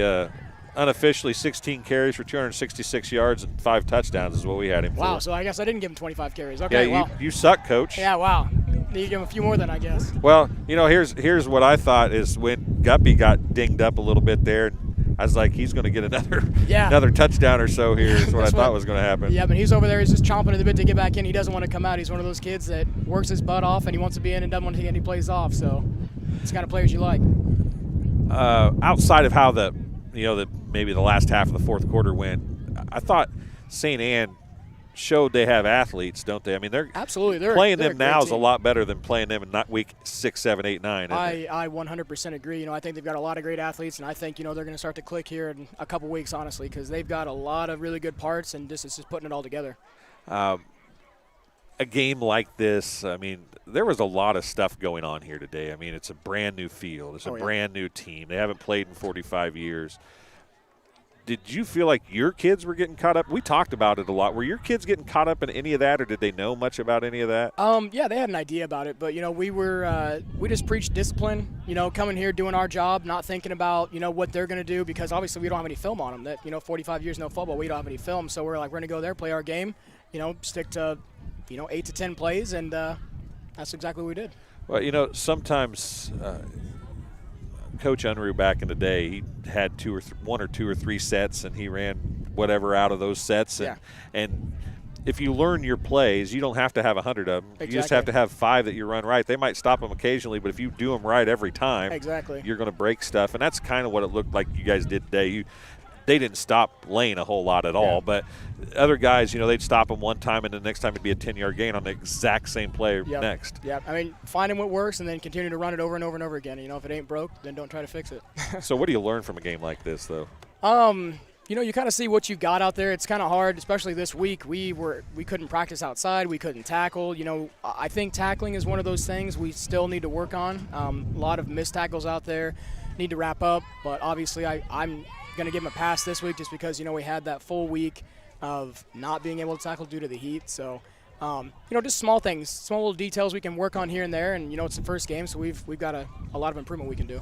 Osmond Perelku, a decent little kicker. Yes, absolutely. This is his first year playing football. Like he's learning the rules and learning the routes and everything like that. So I'm really excited to see what he's going to be this season. Defensively, Jake Willie was in a lot of places a lot of times today. Correct. Yeah, he was actually beating himself up a little bit. He's like, you got to keep me out there. I got to get a tackle to know that I can still do it. I'm like, I know you can still do it. I'm like, we haven't tackled all this week. Take a break. It's all right. He broke up a lot of passes, though. Yes, he did. Yeah, he's a great coverage guy. He's got great technique, you know, I wouldn't be surprised if, you know, he goes play somewhere after high school just because his technique is so good. Ethan Pierce had a good game. Yes. Kind of the linebacker spot for you, I think. Edge rusher. Edge rusher, yeah. Yeah, both Pierces. Awesome. Need to work on our outside contain a little bit, but other than that, yeah. I mean, all around as a defense and an offense, all three phases, I thought we did awesome. That was the one thing I noticed.